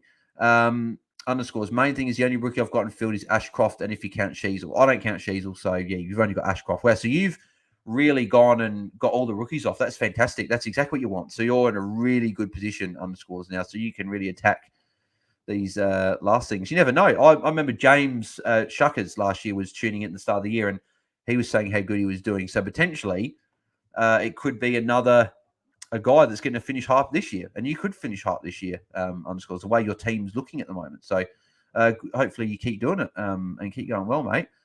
Tony Ford, early trade thought is fair, and he saw a trade option next week. I think he is. He's got West Coast next week. You watched it again this week. He had the option the first half. Second half, he didn't play any CBAs, but he still scored well. I think he'll still score well. So I still think he is an option next week. John Bradley, do you have a lot of mid-price or something for any asking underscores? I think he does, Joel. Yeah, he's got brought in a few of these cheaper guys, which is what you want. So it's fantastic. Chief Charlie, not done yet, but but with no unique players left. Okay, yeah, matchup is 30 ahead with an extra 40 average player. So it's done, yeah, unfortunately. Sorry to hear about that, Charlie. Porter Dennis, 18-15 with Sheasel, Zeeble, Butters, Gordon, Dacos, and Marshall to come. So you're having a good week as well, Porter Dennis. You're with that huge score, you're on track for a monster as well. So yeah, but I'm missing on some points. I reckon they haven't added some points for me because if I had English over Darcy, then that adds another 80 odd points, but we'll see. Rank 81 at the moment for Porter Dennis. Well, that's a huge. Yeah, you're doing really well. So good stuff for that, mate. Chief Charlie, 15-45 with Dacos, Marshall, Rosie, Sheasel, and the VC trainer still needs to come in. So yeah, so Chief Charlie, you might not be too far off me actually. Looking at that, so yeah, it looks like a lot of people are going to have big weeks, and maybe I'm not going to get involved in it as much as what I thought, but we'll see. But anyway, appreciate everyone for tuning in as always. Always appreciate when everyone tunes in. If you haven't subscribed yet, make sure you do. We hit 1,000 the other day. Appreciate the support, but if you can help me reach 2,000 now, that's the new goal. Then make sure you subscribe, bottom right-hand corner. Make sure you like the video if you enjoyed the stream. That'd be very much appreciated as well. Turn notifications on so you don't miss when I go live in the future. I'll upload any other content. If you are into UFC predictions was yesterday or early this morning. So make sure you check that out. If you're a UFC fan, the recap UFC will be probably Monday morning or something like that. That'll be when that's up. I'll be back with Tim Guest, AFL Fantasy Fanatics Twitter space tomorrow evening after the final game. So looking forward to chatting all things fantasy. Plenty of high scores. So there's a lot to talk about probably again. And yeah, all my social media links in the description below. Make sure you go and follow me across all of those.